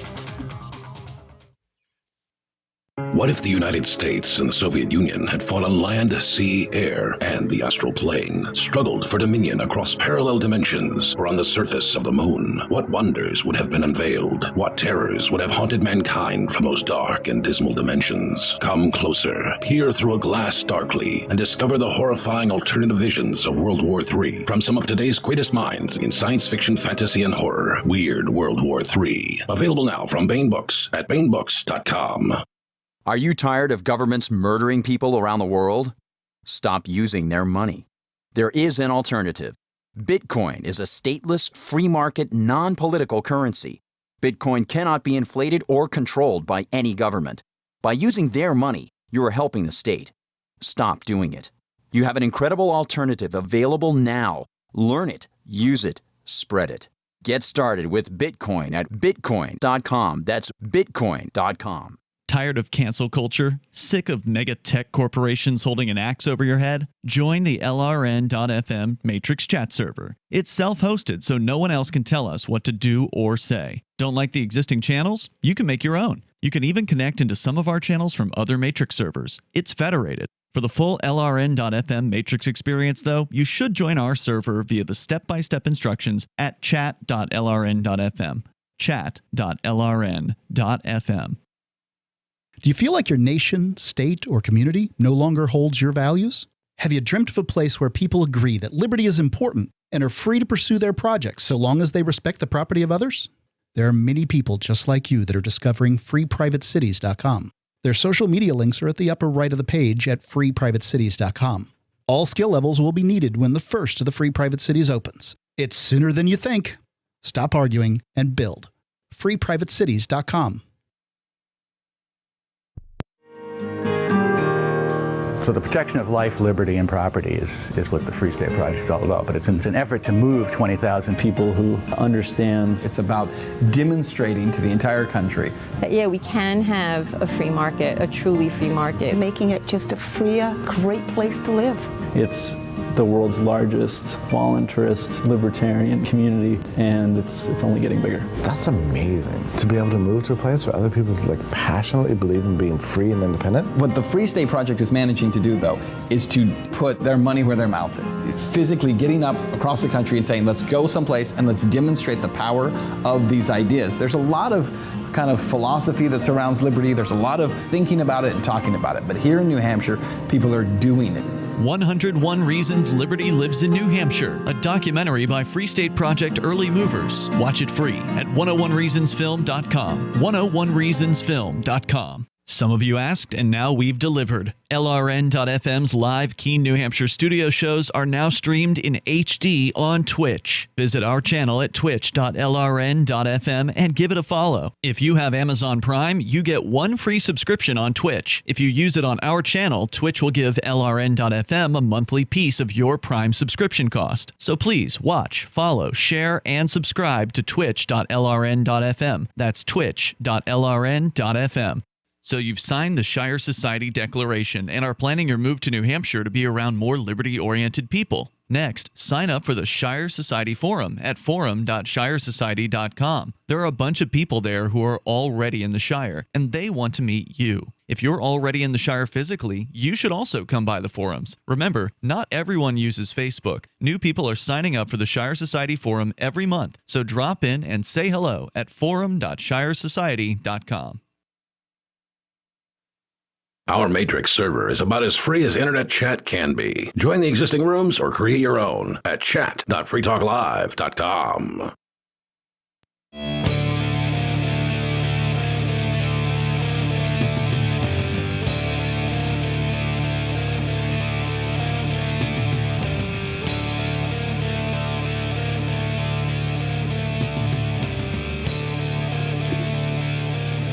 It's Free Talk Live, talk radio that you control. 603-283-6160. That's the call-in line. You can call in and talk about anything you want. Not very many callers tonight. I wonder if our hair discussion chased them away. Our blonde hair discussion. It wasn't really a hair discussion until we started talking about our own personal experiences. Then it did sort of become a hair discussion. But we were poking fun at this grotesque gremlin of a woman who decided that being a blonde prostitute is a privilege, and she can't aspire to be paid for her sexual activity because she's not blonde, and it's definitely not because she's a troll. But, I would still like to hear the opinions of the listeners on what they think of, being blonde, or if they find blonde women more attractive or more privileged, or if they look at blonde women more often. I've always found brunettes to be more attractive. I guess it would be personal preference. It absolutely would be. I can't think of anyone who's like, this is a universally true thing. All people. In fact, the Mythbusters did an episode on this about hair color. They put people in wigs, and it was the same people. They did them in the same makeup every single time, and just different colored wigs on them. And what they found was that it was pretty even across the board, and men did not prefer blondes or redheads or brunettes that's good to know. Anyone else. It was just. It varied from person to person. I bet person to person look better with a certain color too, because Angie looks like she's supposed to be blonde to me, and I just am not supposed to be blonde. It doesn't look right on me, even though mine was orange. Now, when you tan, do you burn or do you actually tan? I tan, but really slowly. I don't get much redder. I'm pretty much right now as pink as I'll be. I'll burn and then it'll go away.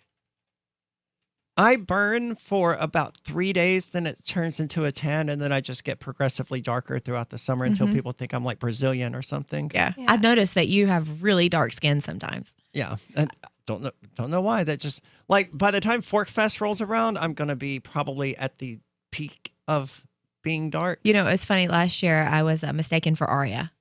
As I was remember walking. that, yeah, because you're... Yeah, because I was like, well, Aria has, biceps and is pretty fit, so that's okay. I'll take it. And y'all are tan. Yeah, I fake tan in the summer, and Ian was like, you don't need to do that. Why are you going to do that? And I was like, I'm going to, Ian. Like tanning bed? No, I just put it on. Oh, like the rub-on stuff? Yeah. I tried that before, and I was very streaky. I've found one that's really good, and you got to use a mitt, and you got to exfoliate a lot. It's a lot to keep up with, so I'm deciding if I'm going to do it this summer. Again, it just depends. First of all, if Ian really just doesn't think it's hot, why would I do it? Yeah, exactly. He's happy with you just the way you are. Back to this vaccine stuff. They're talking about that there will be vaccine boosters. The vaccine industry will be chasing these variants and mutant strains forever in exactly the same way antibiotics are chasing superbugs in hospital settings. Yet today, the entire world is the super strain factory for the vaccine. Antibiotics, another example of something that was totally backed by the science, and it was just common sense. When you had surgery, you would get antibiotics, and now we have antibiotic-resistant gonorrhea, syphilis, or whatever it is, staph infections, basically.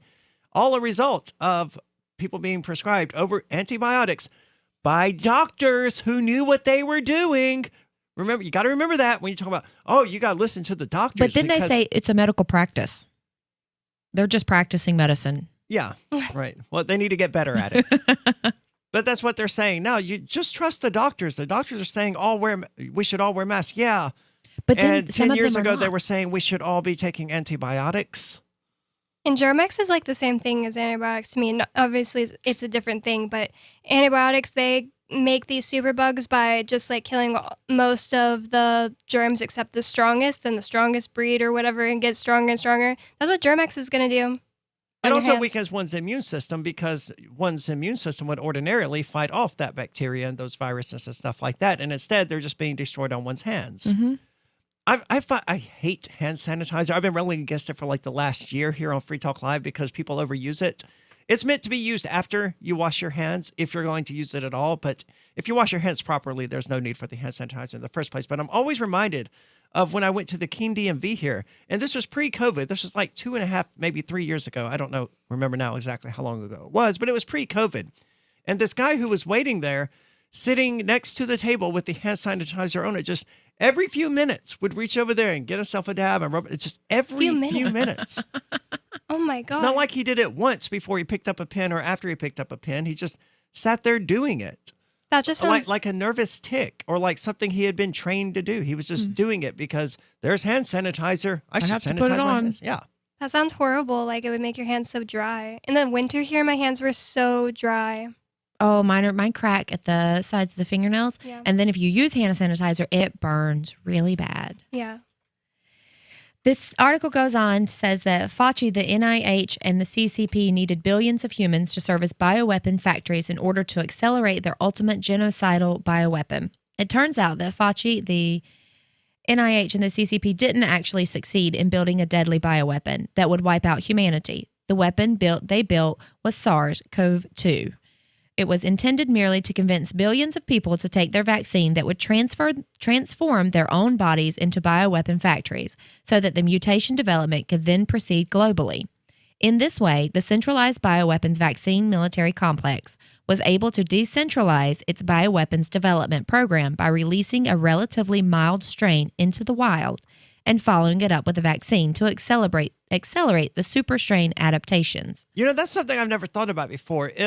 If this mRNA vaccine does actually modify your genes, and all evidence suggests that it does, even the CDC says this modifies your genes, would that not be passed on to your children? I would imagine so, because I don't know how it couldn't be. In young women that take the vaccine, it has something like a bad effect on their fertility for 2 years after they take the vaccine. And I read that in an article somewhere.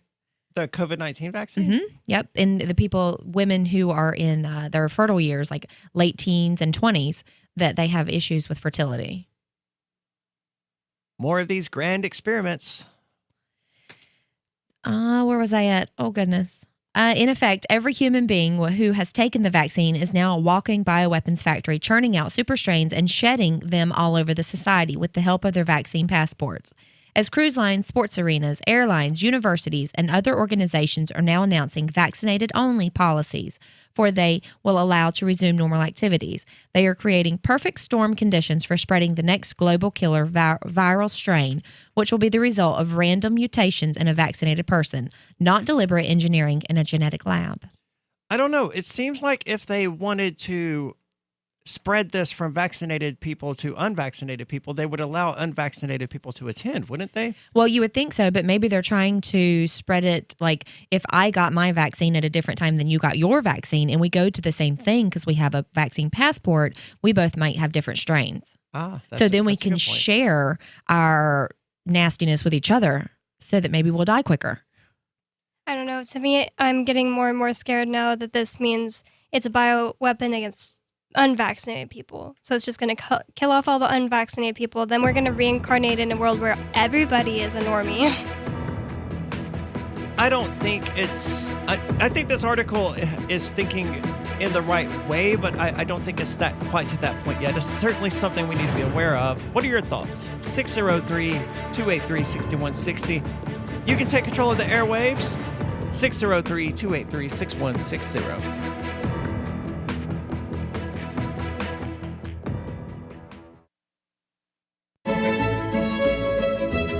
Carl Watner, longtime proponent of a voluntary society, died last December. You may have seen his articles published on his website, voluntarist.com, in his newsletter, The Voluntarist, the Mises Institute, or elsewhere over the last 40 years. His newest book, I Must Speak Out, Volume 2, The Best of the Voluntarist, is now available via Liberty Under Attack Publications. This 430-page second volume spans the years of 2000 through 2020 and includes articles by Carl Watner, Hans Hermann Hoppe, Carl Hess, Benjamin Tucker, George H. Smith, Lysander Spooner, Pete Eyre, Joyce Brand, and many others. I Must Speak Out is for the newly initiated, the veteran voluntarist, or anywhere in between. Buy the book now at libertyunderattack.com/voluntarist. For more great content on building a voluntary society and for Carl's extensive archives, check out voluntarist.com. If you're looking for work, it's a process of elimination, and you're trying not to be eliminated. So here's a tip for making the cut, and this might seem subtle, but to the person interviewing you, it's not. There is a world of difference between applicants who convey, "I need a job," and those who simply ooze, "I want to work," especially in these lean times when many you're competing with will seem desperate in "I'll take anything" mode. If you convey specific interest in this job at this company, you will be conspicuous. Thus, the value of going to school on the company you're applying to before the interview. With money and attention so tight now, effective communication skills have never been more important. For more tips for job seekers and everyone else, hit survivalspeech.com. I'm Holland Cook. The new 4th edition of Healing Our World, The Compassion of Libertarianism, will take your understanding of liberty to a deeper level and has over 1,300 updated references, new cartoons, and a foreword by Dr. Ron Paul. With discounts for multiple book purchases, the 4th edition of Healing Our World is a great gift for the liberals, pragmatists, environmentalists, and Christians in your life who think libertarianism is cold-hearted. Get yours today at healing.freetalklive.com and use promo code FTL for a $5 discount. So you've heard all 3 hours of the latest episode of Free Talk Live, and you're still hungry for liberty-oriented audio content? Did you know that we have another 24/7 audio stream at LRN.FM? The Liberty Radio Network airs the latest episodes of some of the best liberty-oriented podcasts on the internet around the clock. In addition to recorded content, you'll also hear live shows like Free Talk Live, originating from our Keene, New Hampshire studio. So listen anytime at LRN.FM. That's LRN.FM. Free Talk Live. Hundreds of videos of people posting, the snow in Georgia isn't real because if you take it and you wad it into a snowball and you hold a lighter to it, it doesn't burn. And it leaves these charred black marks. And it's like, yeah, that's the way snow behaves everywhere because it's ice. And there's way more molecules in, a block ice than there is in a match. Because size does matter. Yeah, extremely. When it comes to temperature, absolutely. Can't you cut the Southerners a break? I mean, they've never seen No! If you think that there's a conspiracy out there to spray plastic snow across the is that what they're saying? The entire state of Georgia, and you think that the snow isn't real, you're a moron. Wait, is that what they actually say in the video? My friends and fellow patriots, it's a conspiracy. They're spraying chemtrail snow all over the state of Georgia. Free Talk Live, 7 nights a week from 7 to 10 Eastern, live on the Liberty Radio Network at LRN.FM. You can stick it to the man and big tech. Join our FTL social mastodon at social.freetalklive.com.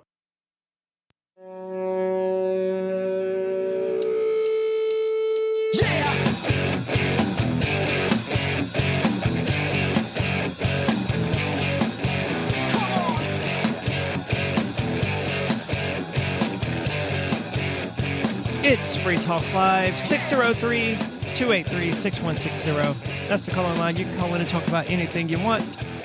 With you in the studio tonight, it's Aria. Angie. And Bonnie. And I received some upsetting news from my attorney today.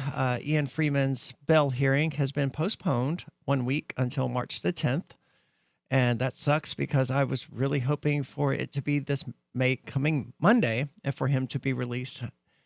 And now we have to wait yet another week. Did they give a reason? I didn't look. He just told me that it happened. I didn't ask further.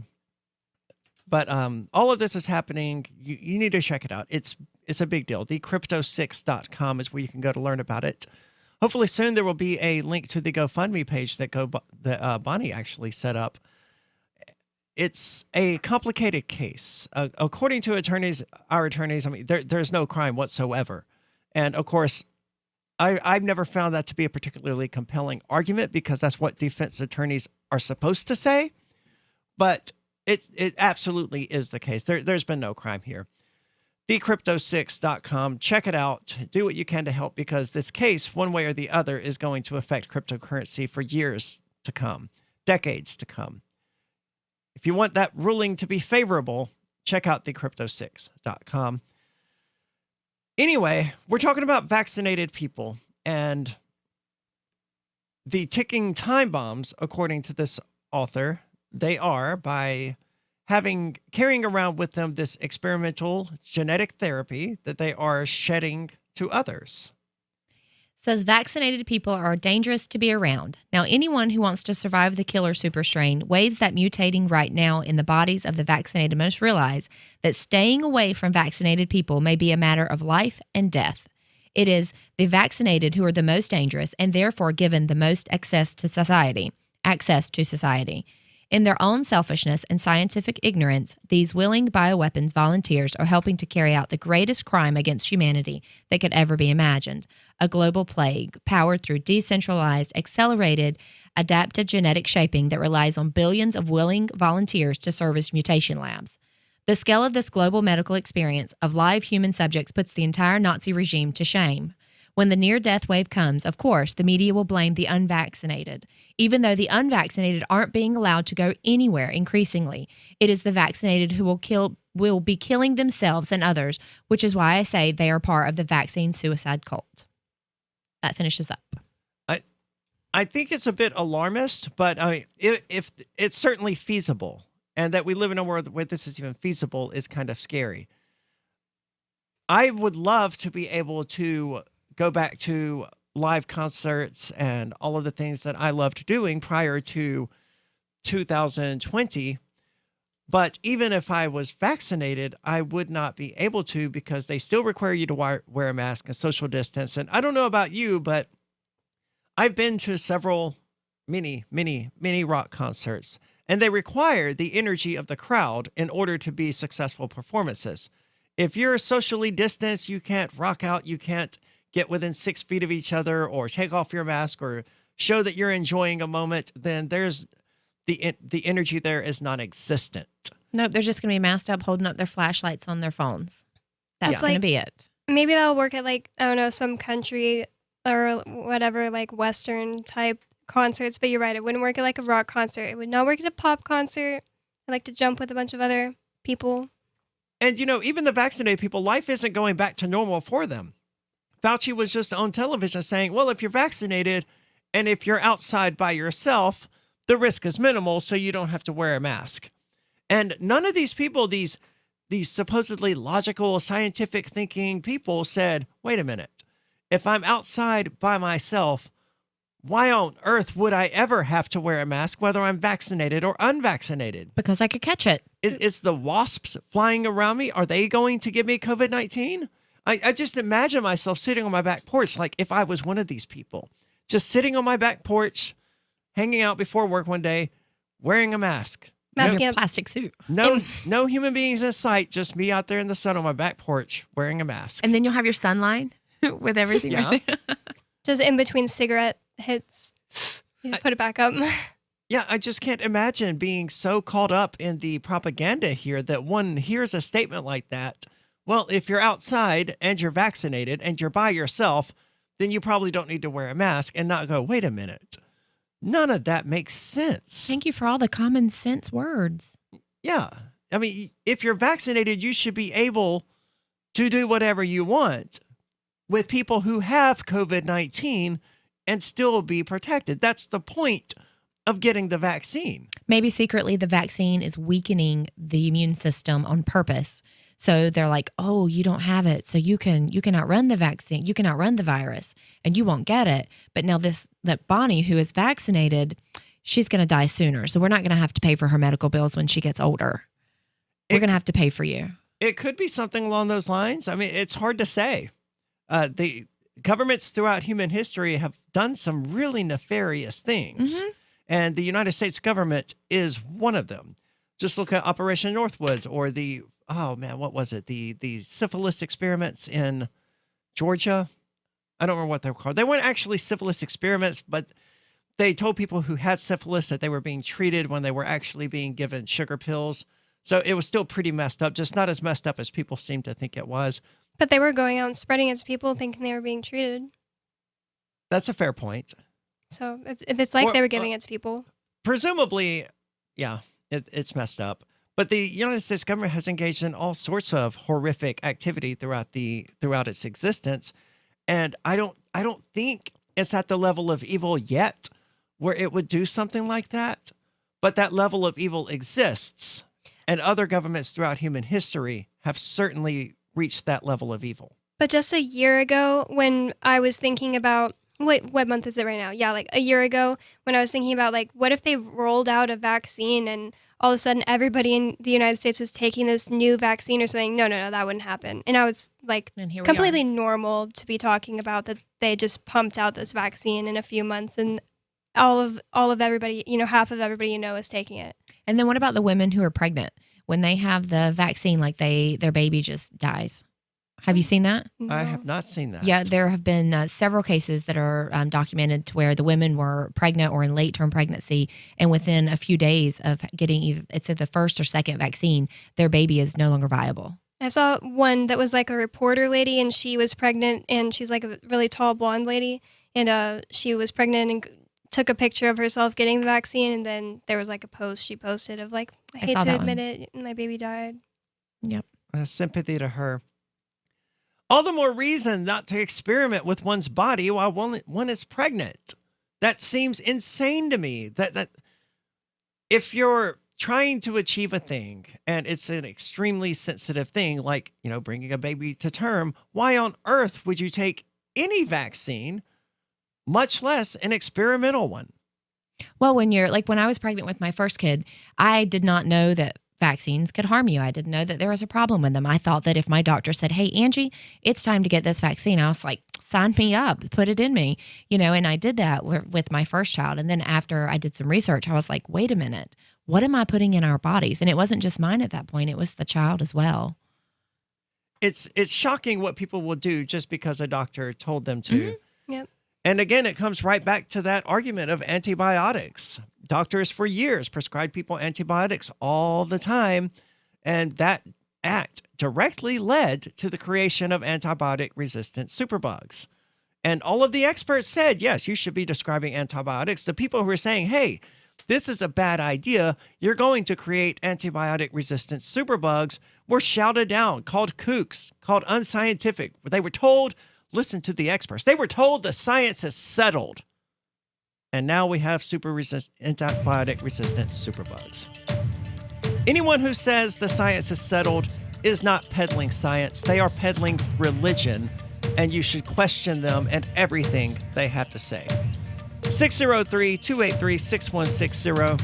Call in, take control of the airwaves, talk about whatever you want. 603-283-6160. This is Free Talk Live.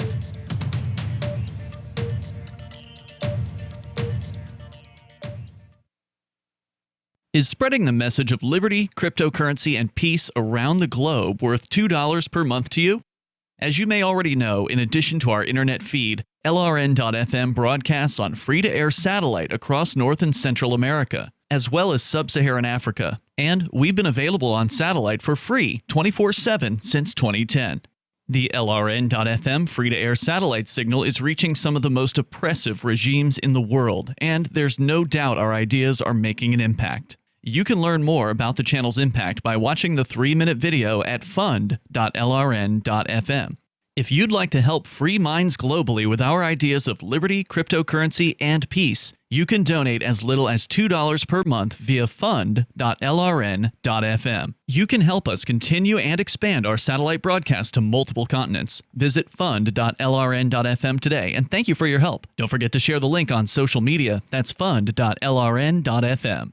Are you a cryptocurrency advocate? The Crypto Tip is the ideal outreach tool to help new people discover cryptocurrency. It's a printable business card-sized tip that you can give to service providers, preferably in addition to a good cash tip. When the server scans the QR code, it'll bring up an explanation of cryptocurrency, how to install a wallet, and allow them to claim the tip. If they don't claim the crypto, you get your tip refunded to you after a time period you specify. Plus, if they do claim the tip, you get an email alert. Create as many tips as you want at cryptotip.org. That's cryptotip.org. If you want to know the latest about Free Talk Live before we go on the air, all you need to decide is how you want it delivered. It's your choice. Visit news.freetalklive.com to receive our usually weekly news updates by email. Plus, we have a Twitter account at twitter.freetalklive.com, and you can follow us on the decentralized Mastodon platform at toot.freetalklive.com. So please follow us at toot.freetalklive.com and sign up for our emails at news.freetalklive.com. Hi, I'm Derek J. I don't want a politician to represent me. To me, government is the idea that one group of people can coerce everyone to comply with an edict or face increasing punishments up to and including death. Despite perhaps the most noble of intentions, the best government services are a far cry from what could be provided for by voluntary interactions. Besides, the people who call themselves the government wage wars and put peaceful people in jail for crimes involving no victims. If Starbucks used some of its money to drop bombs, I wouldn't shop there. So why would I support the American empire? The empire does not require my consent. Derek J's Victimless Crime Spree. Watch it for free and order the Director's Cut DVD at victimlesscrimespree.com. That's victimlesscrimespree.com.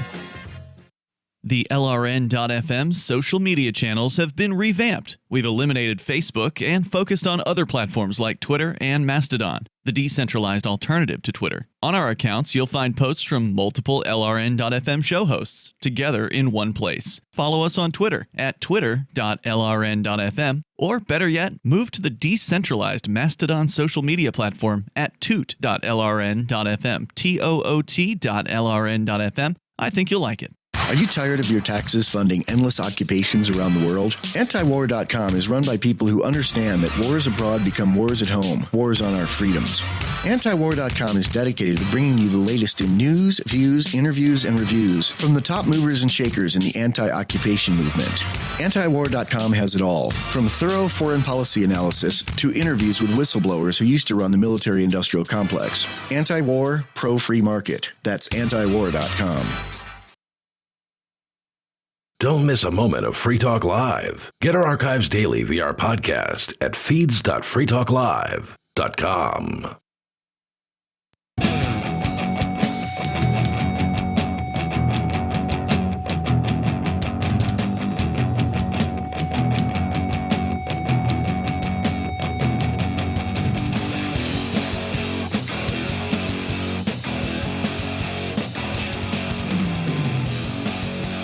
This is the Ladies' Night edition on Free Talk Live. Provided the discussion of hair and tanning didn't chase anyone away. Don't know what else people expected. These are things that we are interested in. I see you also do a fair bit of tanning, but you did yours at the beach, right? I did mine at the ocean, yes. Yeah, that's better than what I did. I just went into a tanning bed for 10 minutes. Well, I like the tanning bed, but Michael's like, oh, you cooked your skin today. I'm like, yes, I did. You yes, did. I did. I mean, but, so, you know, I don't have time to just be out in the sun for hours upon hours getting the tan that I want. Right. So, and here you have to be out there hours upon hours. Yes, Yeah. because it's not as direct. No. I've already thought about that because by March in Texas, I would start like going outside and tanning, and it just didn't even look like the sun was ready to tan me. Nope. And then the breeze is blowing, so you're out there tanning and you're like shaking, and you have no thanks. I want to like just get like a chair and sit in my backyard in a bikini and get tan, but it doesn't look like it would work, and it's also just usually a little bit cold. Mm-hmm. It's also shady in your backyard, isn't it? Well, somewhere around here. It's not shady in my backyard, but the issue there is that the sunlight here in New Hampshire, the upper parts of the United States, is very indirect. So it's not as effective as suntanning in like Mississippi. But the issue I have is that I don't enjoy wasps and bees and stuff just constantly buzzing around me. And no, they don't sting me. They tend to leave me alone, but you're still jumpy. Yeah, I don't want them there. They're scary. And that's not an issue. I don't want to spend 4 hours out in the sun shivering in the breeze with wasps flying around me when I can just go spend 10 minutes in a tanning bed and achieve exactly the same thing. And move on with your day. Yes. So would you guys say that around like June it gets better and it's more warm enough to tan? Yeah, I probably lay out at early June. Yeah, I'll start laying out at my house. Man, that's so sad. Yeah, but June is a good month because it's generally not too warm and not too cold. But once it gets to July, it's like 100 degrees here and it's miserable. And see, I don't think that it's miserable. Really? I think it feels great. When I was surprised at how little we had to run our air conditioners last year. I was like, wow, this is great. And then like August is like supposed to be, I guess, the hottest month in my opinion. And I like it. Maybe it's because there's no shade on my house, but I had to purchase new air conditioners last year. Yeah, I think I got up to 4. I mean, and it's a large house. I was going to say your house has levels. Yeah, but previously one had done the trick. And then I added a second and it was still hot. And I added a third and it was still freaking hot. It also turned out to be that I had a roommate who kept leaving his bedroom door open, which was just letting the sunlight cook his entire bedroom, which seeped into the rest of the house. And that irritated me, but it only happened for like a 2-week period before I was like, dude, you got to get the hell out. But anyway, let's go to the phones. We've got David calling from New Mexico. David, you're on Free Talk Live. Yeah, there's a report that came out in the news today. You can find it in several locations by searching the search terms related. Apparently, the state of New Mexico government, specifically the Child Protective Agency in this state known as CYFD, Children, Youth, and Families Department, they have been, in doing their work, they have been using Signal for state correspondence, state communication, which is encrypted. Yeah, it's encrypted. And they have then later been deleting their communications, which sounds like a very good way to, like as opposed to email, to make it so that the population, the citizens, can't subpoena or IPRA or FOIA their communications and see what has been going on, let alone if as often happens, there is contentious legal actions surrounding the children, parents, the state, as there almost always is, that would prevent anybody in a court case from discovering in discovery any of those communications regarding their child or subpoenaing those materials as evidence. So at least the Attorney General in the state of New Mexico is actually investigating the claims that were made. And but anyway, that's your government work using. I mean, we the people should be using encrypted communications and deleting whatever we feel like. However, our government is supposed to. They've already been directed not to do those things. And as we all know, if you are doing in secret things that are supposed to be in public and kept public records of, for the purposes of making sure that the population can't find it, that's illegal. So, well, the government has never liked its secrets to be known. No, but it certainly likes to know our secrets. Yeah, it's interesting to note, too, that when questioned about it, and this is a direct quote from KANW.org or .com article, the agency says, the agency is defending the practice, saying it's a way to protect against cybercrime as more work is done virtually amid the pandemic. So if that's a logical argument, then I guess all government business should all be encrypted and all be deleted, and there should be nothing to look at. That would be, if you follow that logic, that's what all government should be doing, and we shouldn't be able to see anything that they do. Well, I don't know about y'all, but I don't have to delete all my messages with my boss after work to make sure nobody else ever sees them. Right, but apparently these guys feel some need to be more secretive than you. I wonder what they're hiding. Yep. I don't necessarily want to assume that they're hiding something just because they're using encrypted communications, because too often that argument is thrown at libertarians and anarchists. Well, why do you want to use this encrypted service? What are you trying to hide? Well, nothing. I'm just trying to value my privacy. But they are a government agency in the midst of doing work, supposedly for we the people. I don't think they have the justification or the leg to stand on to hide anything. Yeah, of course they can delete and encrypt their messages, their private messages with their friends and family when they get home. But if, they're supposed to be able to have a record of what they're doing at work, then they're obviously hiding something. And remember that what they're doing is they're defeating your right. You have a right, if it's your child involved, you have a right to take legal action, to file a legal petition in court. And if these people are destroying evidence so that you can't see it, that damages your right of discovery to discover materials that support your allegation in court. So these guys are violating your constitutional right to due process directly. I mean, David, you know as well as I do that the government has never really cared about protecting due process or holding up our rights or making sure that they actually uphold our rights. The law doesn't apply to them, David. They're above the law because they are the gods and the priests that rule over us, and they're the ones who determine what God says is and isn't okay. So anything that they do, because they're the priests, is by definition ordained by their God, the state. So the law, that's just for you and me, David. That's not for them. Yeah, I've been learned on that one. I know you have. Your experiences you've called and talked about it repeatedly.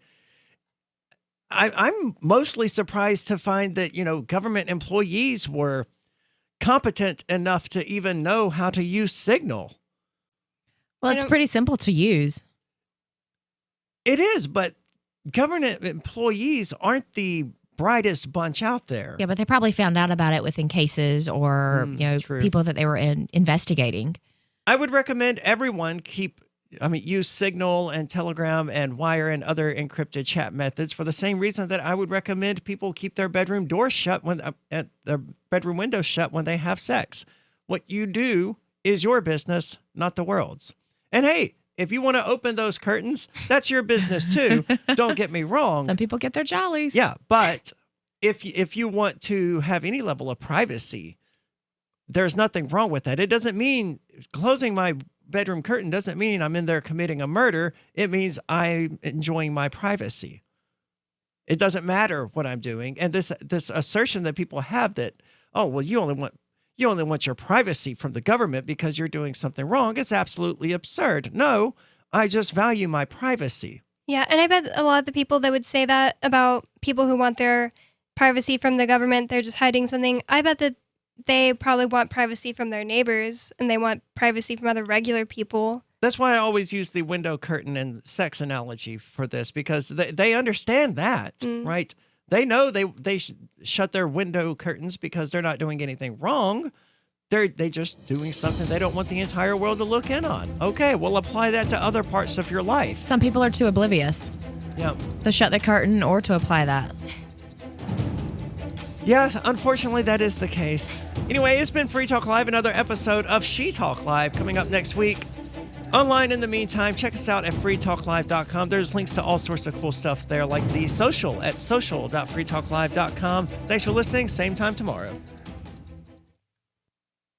A newly recruited search and rescue officer, Marshall Hunter was resigned to a life of rescuing wayward spacefarers and derelict satellites. But when a billionaire couple goes missing, his own ship is disabled during the rescue.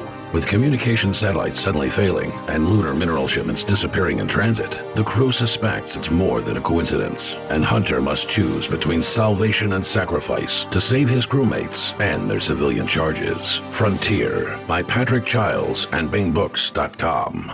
Are you tired of governments murdering people around the world? Stop using their money. There is an alternative. Bitcoin is a stateless, free market, non-political currency. Bitcoin cannot be inflated or controlled by any government. By using their money, you're helping the state. Stop doing it. You have an incredible alternative available now. Learn it, use it, spread it. Get started with Bitcoin at Bitcoin.com. That's Bitcoin.com. Bitcoin.com has launched a trading platform at local.bitcoin.com, allowing you to buy or sell Bitcoin Cash via dozens of payment methods like PayPal, Venmo, bank deposit, remittances, or meeting in person with cash. There are no ID requirements to sign up for and use the site, and all communications between buyers and sellers are encrypted. Finally, a global trading platform that respects your privacy. Visit local.bitcoin.com to get started trading Bitcoin Cash.